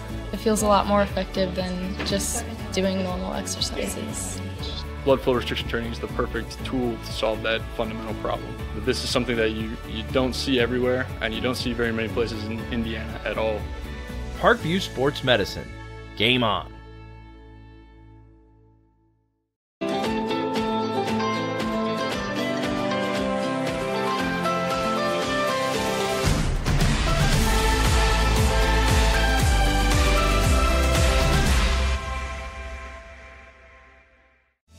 Parkview Sports Medicine is an integrated sports medicine team. I mean, I always had my family behind me, I always had my team behind me, but to have staff that wanted the best for me and to get me feeling better the quickest was really reassuring. Parkview Sports Medicine. Game on.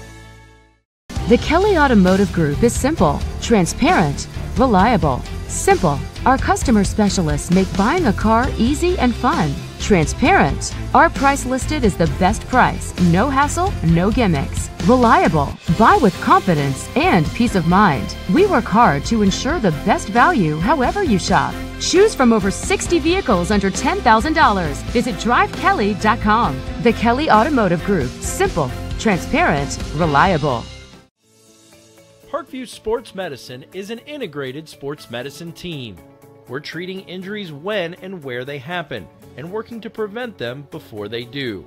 We believe the best care is coordinated care, helping ensure you get the individualized services you need every step of the way, offering innovative treatment techniques to get you or the athlete you love back in play. Reaching higher, pushing further. Parkview Sports Medicine.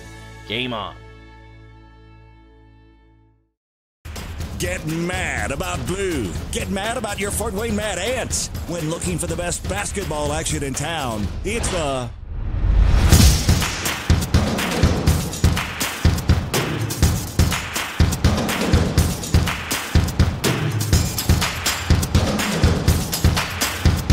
Go to FortWayneMadAnts.com for the complete game schedule. See your Fort Wayne Mad Ants in action. Get mad about blue.